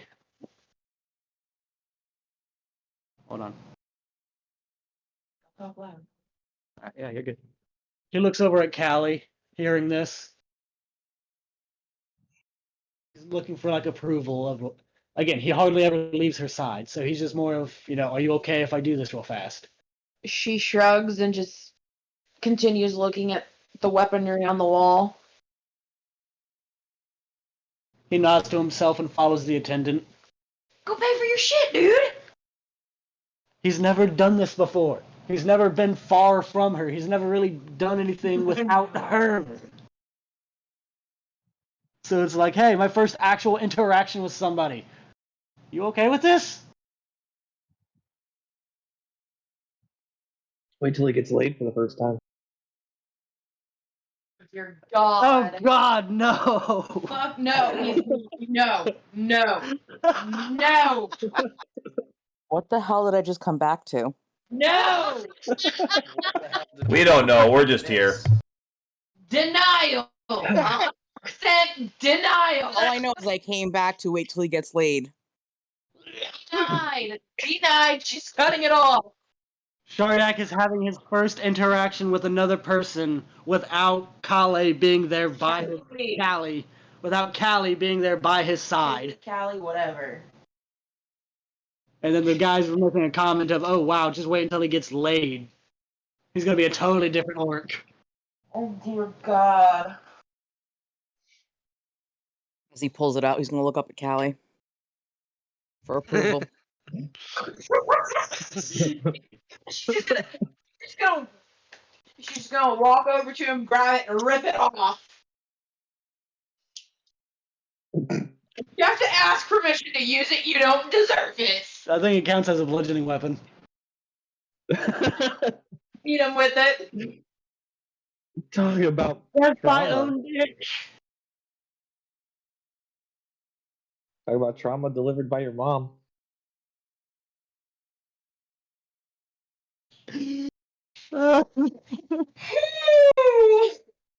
Warren, did you give the vouchers to? Is it? Yeah. Are we going with Callie or is it Kaylee? Which would be easier for you? I'm bad with names. So as long as you guys know who I'm talking about. I really want you to say Kali because of your relationship with him, it's Kali Ma. Holly just makes me reminds me of a dog. Callie. We'll go with Callie. Or Kaylee. Kaylee. Okay. He looks. Okay, Warren, He nods to give the himself. After, vouchers to Kaylee and Shardak and Anvir, or do you still have those? When I gave them their pouches of gold, I gave them their voucher too, and informed them of where it's supposed to go. Okay. So the assistant takes Shardak to the counter to pay for his shield. She says, that'll be 3,000 gold. Jesus Christ. Shardak, again, first time interacting with somebody on his own, kind of blinks for a second, 3-dot over the head moment. Focuses like, oh, she's talking to me. Shit. Starts scrambling for his pouch, and then remembers he's got the voucher. I love this kid so much, but I just want to smack him. He pulls out the voucher and kind of lays it as gingerly as he can. Not necessarily in a gentle manner, just I believe this will work. And then just kind of gives a 3-blink dirt half smile of, I'm doing it. I'm a big boy. Yeah, I'm a big boy The now. attendant smiles. Ah, you've got a royal voucher. Very well. Enjoy your new shield. And she takes the voucher and slides it underneath the counter, and then returns to her work. As he takes the shield and she returns, he gives a doofus smile. No, I was gonna say he gives an appreciative grunt, the best he can. Walks over to Kaylee with just this biggest smile of, look at my new shiny. She just looks at him and goes, I really deprived you of people. He takes the shield off of his normal shield off of his arm, kind of just straps it to his back for later use if need be, and straps the new shield on. Kind of takes up a couple defensive stances, testing it out.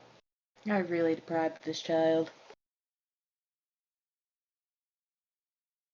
He'll never be normal.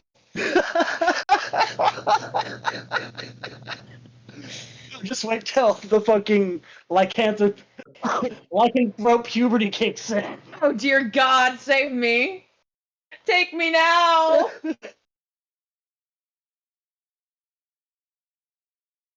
But that is Shardak. He has got his equipment. Any of the rest of you purchasing anything from the shop? I am. Kaylee is. Okay. I am too. She picks up a mace and kind of like looks at it a little bit and notices that it has like a little bit of magic to it. Jesus Christ, Brenna. What? Go ahead. I'm gonna wait for the reactions. Walks over to the counter and sets it down and looks at the lady. It was lady, right? I think so, yeah. My mind kind of blanks. Shardak not far behind. And asks the lady behind, or looks at the lady and is like, she's, I would like to purchase this. Ah, okay. That is a wonderful choice. And she takes a look at it real quick and says, You know, okay, that will be 1,500 gold. she pulls out the little voucher she got from the group and hands it to her. Ah, I see you also have a royal voucher. Very well. She slides the voucher underneath the counter. Enjoy your mace. She smiles and thanks the woman, picking the mace up and showing it to her child. He is very interested in his mother's new choice of weaponry. I mean, she carries another one. Yes, but he's like, ooh, you got a new weapon. What's it about? Like, what's it do? What is it? Do you what do? She smiles at him and says, Give me a perception check. oh wait, me or him? Warren. You gotta make a perception check. Jesus. That's a. Oh. I'm That's a 24. Why are you doing As Kaylee comes walking up, flashing her new mace, you catch it out of the corner of your eye, and you know exactly what that mace is. But do you really know what it is? Kaylee picked up a mace of warning. That's 4. Wait, what? Basically, the entire group last time picked up weapons of warning. We have like the most aware group in history. So Warren has I got a the plus 2 on heavy perception check. crossbow of warning. And Sorla has the light crossbow of warning. Initiative. And then Raiden did not pick. No, I'm sorry. Raiden picked up the short sword Short sword. of warning. that gave me a And Serb, didn't you pick up one as well? Yep. I tried to, but I was like 60 gold short or something like that. Ah, Um, so yeah, Sorla, Warren, Raiden, and Kaylee all have weapons of warning. I picked up that shadow gear. That's right. just wondering, you got any special boats for crossbows? I didn't bother to check last time, and since we're bringing this slot in, I figured I'd ask. Oh yes, Maybe- of course we do. Maybe get you some actual gold instead of just vouchers. Over here, you say. You've got 'em marked as crossbow bolts of Walloping. How much are they? Crossbow bolts of walloping. Yeah. They are a regular white, but they are still the way that it reads is this ammunition packs a wallop. A creature hit by the bolt must succeed a DC 10 strength check or be knocked prone. Or Gotcha. sorry, saving throw, not check. How much would a case of those run me? Well, we only have 20 in stock right now, and they are 8 copper apiece. Well, I'll happily buy you out of that if you don't have any other customers that are looking at them right now. Very well. That will be 1 gold and 6 silver, please. Hands over 2 gold. You've been wonderful, and you have seen to us with all these vouchers. You deserve the tip. She smiles. Thank you very much.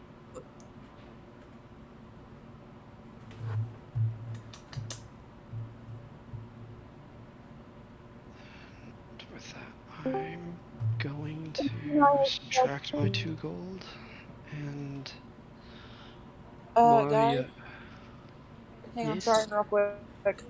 Gingy and I are gonna be probably one calling it. I have to go pick up Tyler. Okay.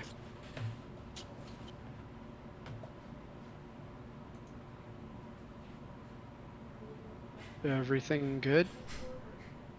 He had to work.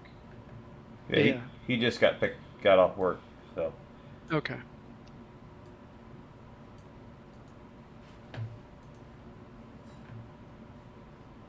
With that in mind, like, if we're leaving that shop, Orland's gonna go on.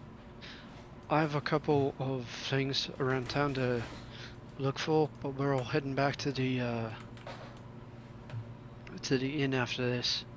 So I'll meet you there. Well, we're still waiting on beer. Yep. Who's walking up with some random light-looking scale mail? Because I have absolutely no imagination when it comes to things. Scale mail of warning. Nope.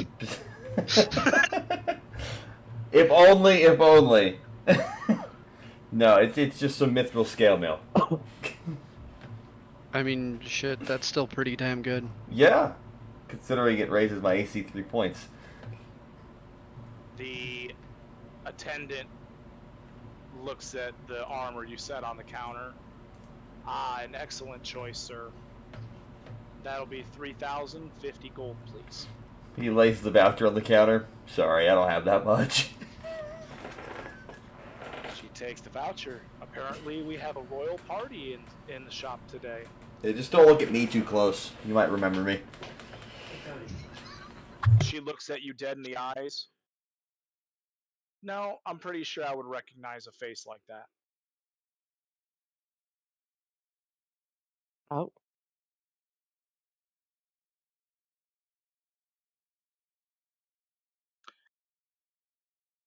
Okay.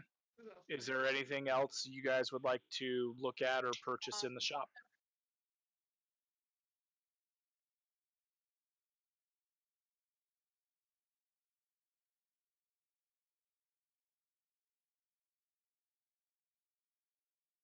Okay. Well, if there's nothing else, you guys are going to finish your shopping, make your way back to the inn, and we are going to switch over to Raiden and Zeos.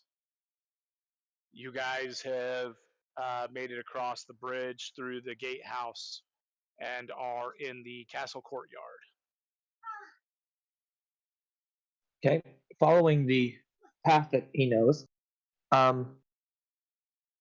he is going to beeline it for the library inside the castle. Yep. And on his way,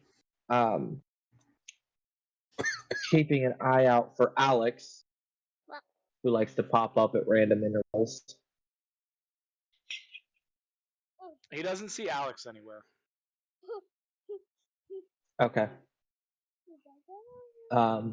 But yeah, he's gonna head to the library and start researching on anything that the library may hold on the myth of the Eyes of the Oracle. Damn you! All right, so I guess I'm assisting you then. All right. Go ahead and roll me a history check. A history check, okay? I'm actually not bad at history. And roll me investigation. I apologize. Okay, you're good. Would Sorla have gone with him because of the library? That's entirely up to you. I think you left right as the party was splitting, so. Yeah, I had to step away for a minute. Yeah, I think she would have gone because she didn't get to go to the King's Library the first time around. Okay. Investigation is a 22. You find several books that have titles referring to like ancient artifacts or myths and legends, and you find mention of the Eyes of the Oracle in several of them. But you don't really find any mention of any potential location of them. Most of what you find are references back to the Forgotten Kingdoms.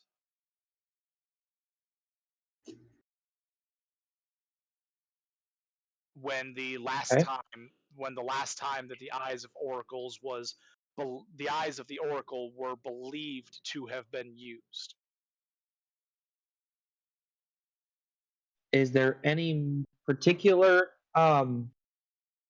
forgotten city or kingdom that is mentioned? No, Okay. But we are headed to a Forgotten Kingdom. Yep.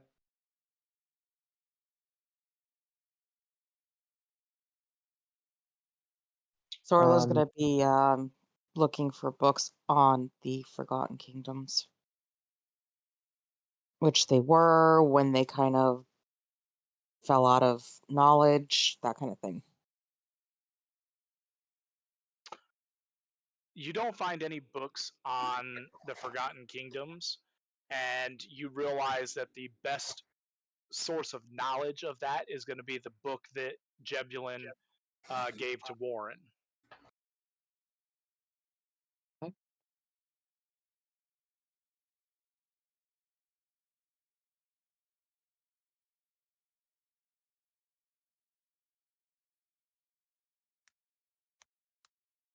As he is thumbing through the different books on that he found that mention the eyes of the oracle and taking, what little information he can gather from them.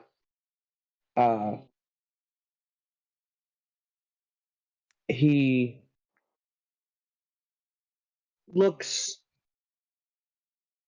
up slightly and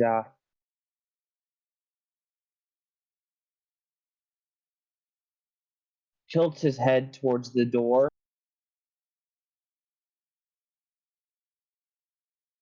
and just in a normal tone calls out, Alex, are you around?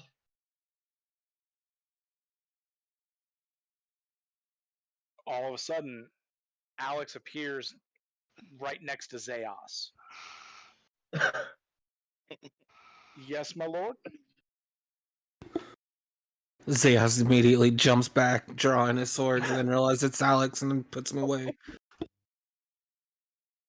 Alex, the favor I asked of you the last time I was here, the disappearances.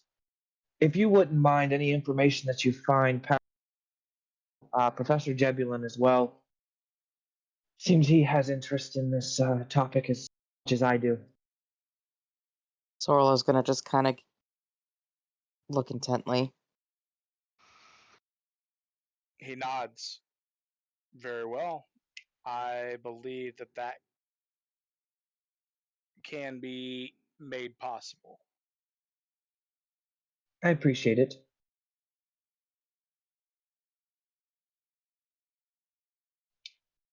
Is there anything And else I can assist you today with?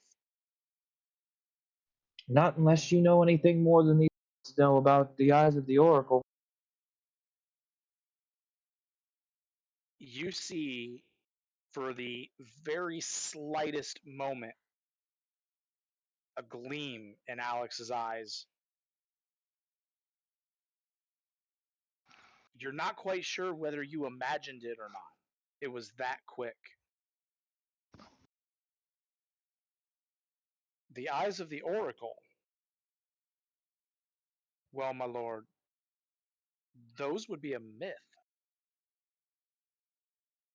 An So many have said. artifact said to be able to look into one's very soul. Even in a world of magic that we live in.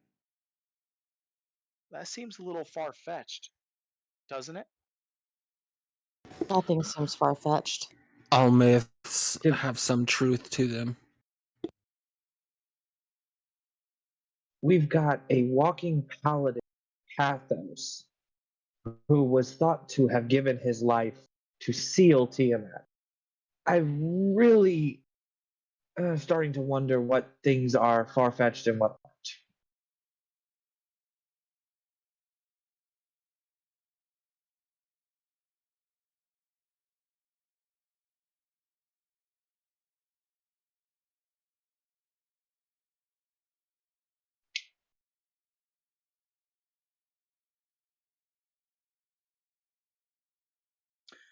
Unfortunately, my lord, I do not have any information that can assist you. As I said, to my knowledge, it is but a myth. Well, myth or not, it's something that we're going to look into because it could potentially benefit us in this endeavor. I appreciate your time, Alex.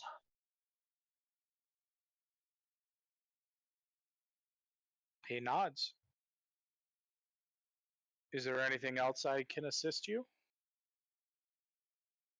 He looks to Sorla and Zeos. Do you two need anything? Nope. You came here for the same reason I was coming here, so I I think wasn't, we covered it. unfortunately, wasn't able to find what I wanted, but then again, it's not that easy to find, is it? Seems like a lot of things in this mission are not easy to find. Some things wish to remain forgotten, it seems. And closing the books after taking the notes that he can from the information on the eyes of the he then puts them back along with the two other books that he had. The one that is got the list of the known gods, and the other one, the Destiny of Destruction. And he sets both of them back where he got them from, having religiously gone over each of them Sorla's for gonna look over and say, countless "Hey, nights. that's my pillow."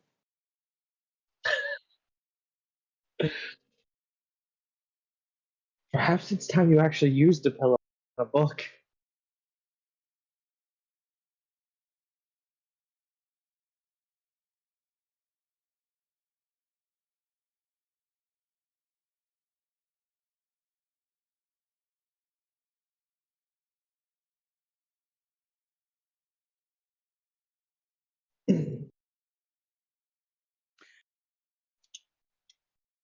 Alex nods. Thank you for returning the books. I do hope that they were helpful in your endeavors. They were. All knowledge is useful in some way. And he looks to Sorla.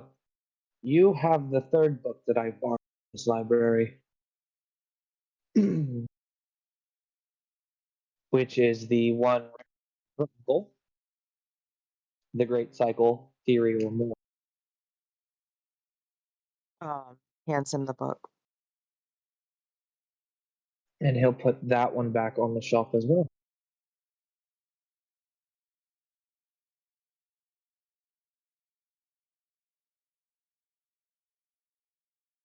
Well, for now, I think I've gotten everything I can use out of here. Shall we return to the inn? Yes, I think we should probably go back and we'll have to plan our next steps, and we should head out.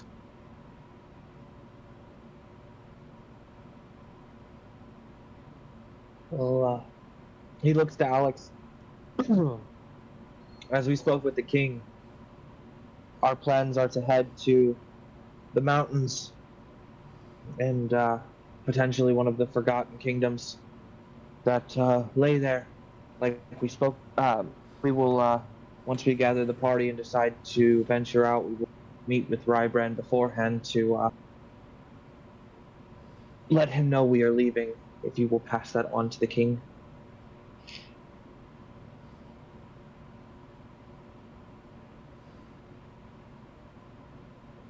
Of course. He will look forward to your return.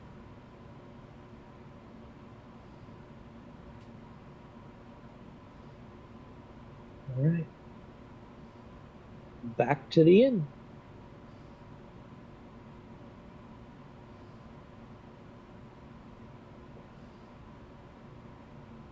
All right, you all return to the inn and find the rest of your companions enjoying a meal.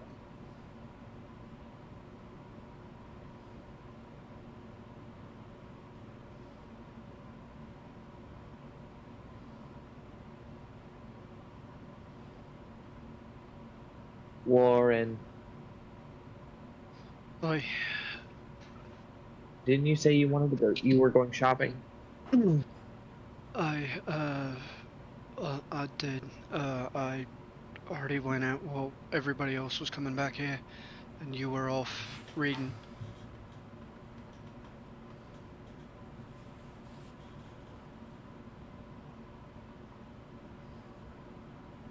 Find anything good? Base needs.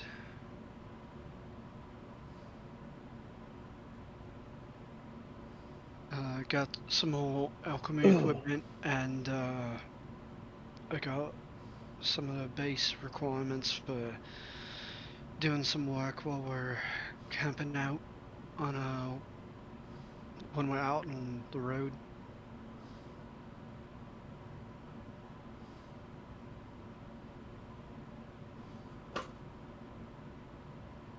Good.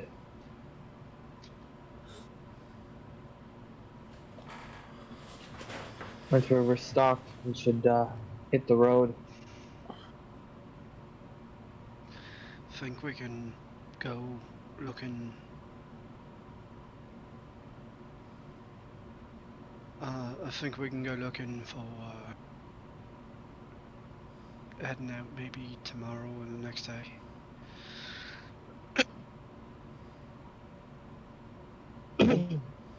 Soon rather than later. We've spent a lot of time here, and I don't think there's much more we'll be able to get from staying here.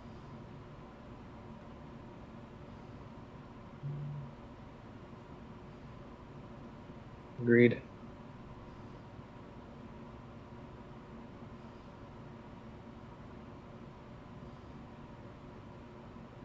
All right.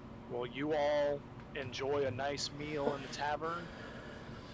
Return to your rooms. Get a nice night's rest. And in the morning, you make your preparations to head out.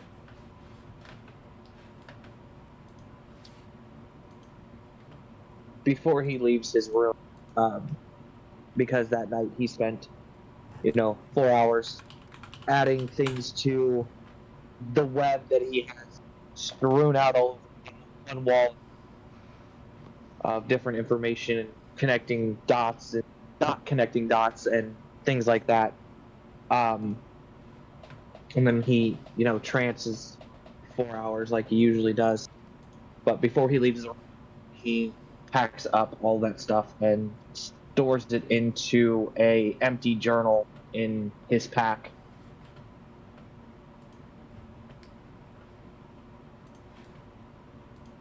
And then heads down to meet the rest of the party.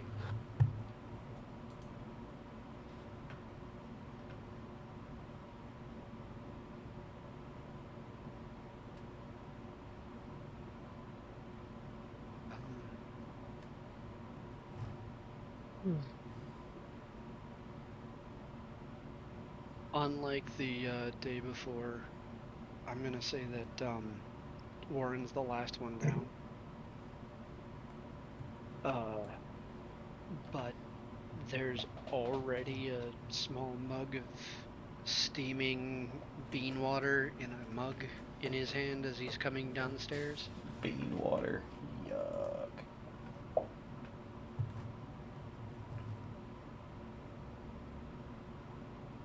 And he's got his backpack on and everything is stored and ready.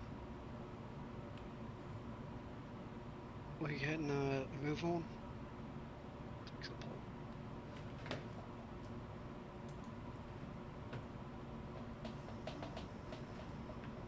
Yeah. Good.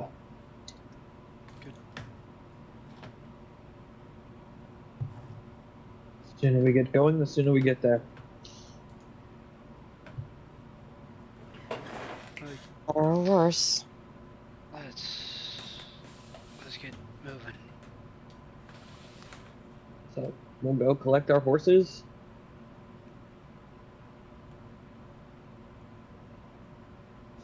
All right.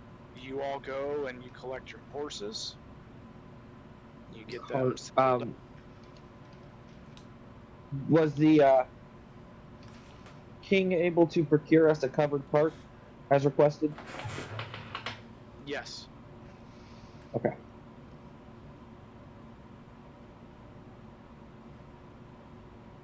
So whoever decides to ride in the cart, their horses can be added to the cart to assist in lightening the load of the original cart horses.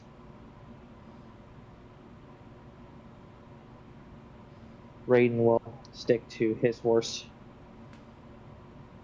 Warren will stick to helping drive the cart. And when we're actually stationary, the full alchemy kit is like unpacked and bubbling away in the back. But when we're moving, it is put away.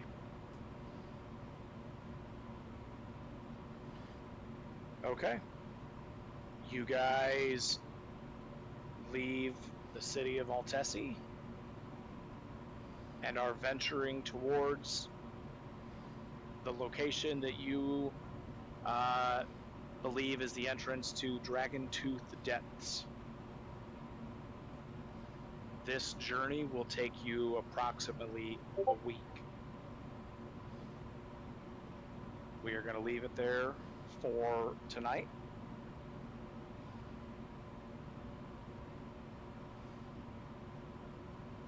Everyone go ahead and give yourself 300 experience points for roleplay.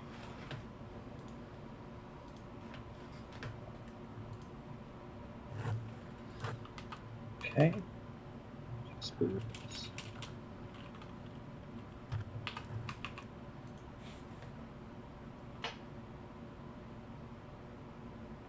Edging us ever closer. Changes. Okay.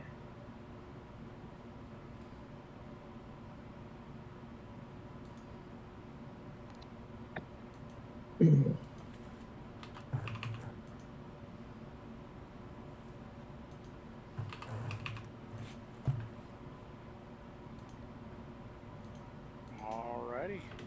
And that's where we're going to leave things for tonight, guys. Okay. Awesome. Wicked. Wicked session. Informative. Mm-hmm. Much roleplay. What was the name of the non-werewolf book that I got? That I was handed? The non-werewolf book? Yeah. Because I believe... The Forgotten Kingdoms. It's the book Sorla's going to be interested in. Okay. I think several of us are going to have some interest in that. After finding out that the eyes of the Oracle were last in one of the Forgotten Kingdoms. Yeah. Good stuff.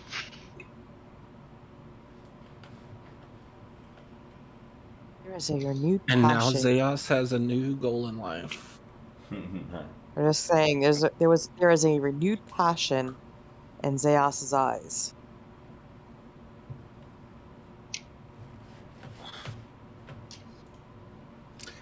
I mean, how could it not be a new passion when he finds out that if he can find and steal a mythical item to help the group, even,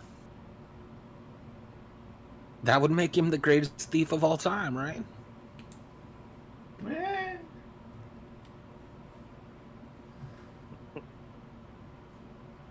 As soon as I read the thing in The the OOC, I knew where your brain was. You know we what the play best it part together was? enough at this point. I would hope so. You know what the best part was? I had Hmm. actually said everyone was invited to Uncle Jebulin's house except for Sticky Fingers. Yes, she did. She really did.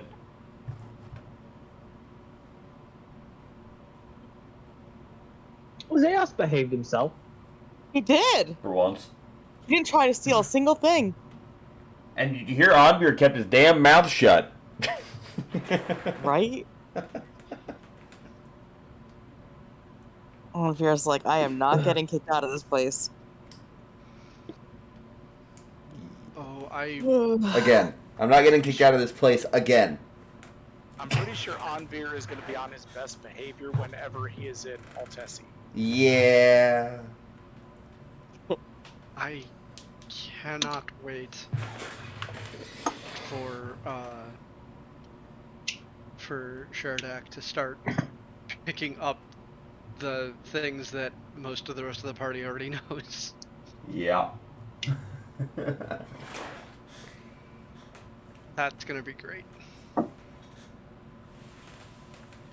Wait, does he not know yet that? Nope. Nope. Oh, he doesn't I'm know. not even Warren. sure. I'm not even sure that even though it was blatantly said in front of him, that he knows that Warren is part of a brotherhood that hunts shit in the dark.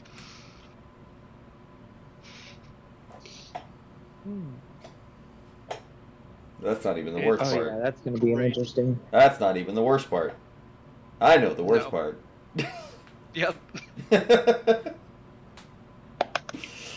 Oh shit. Well, I know the worst part.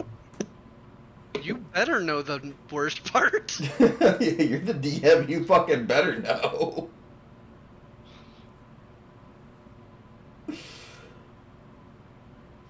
Well, I think that about does us for the night for the stream. Jeb, I cannot wait for fourth level just based on the absolute stupidity of my perception checks from that point forward.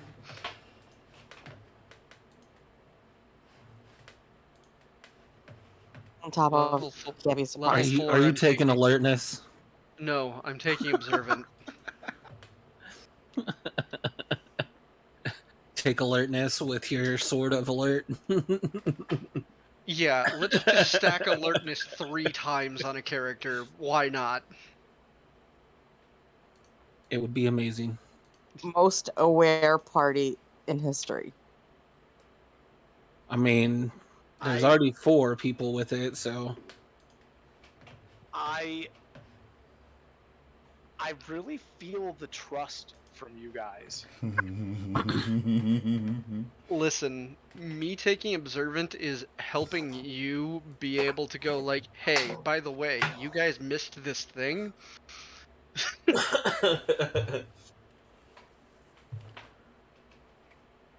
And All right, guys, I honestly, have to I tell only you wanted this.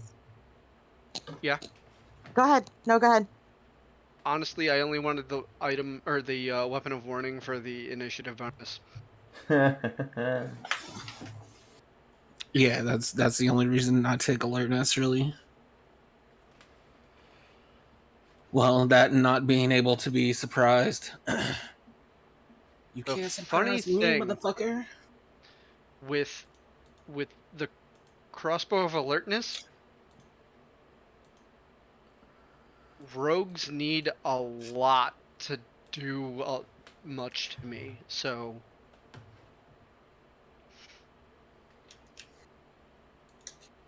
It's alright, you're gonna have the goat with you eventually.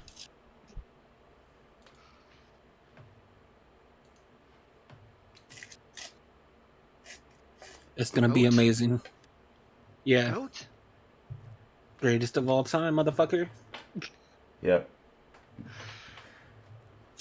Well, I think we should. You never probably call a heard that? stream. No, I have. I just Not in D&D. my brain was not there. Yes, you should. Well, ladies and gentlemen, while they ramble on in the background, unable to be heard, I'm going to cut the stream off. I hope you enjoyed. If you have, feel free to follow. And also look down below if you wish to join in on our shenanigans. Our Discord is open to anyone over the age of 18. Feel free to join and create a character. And with that, good night. You've been watching The Haven.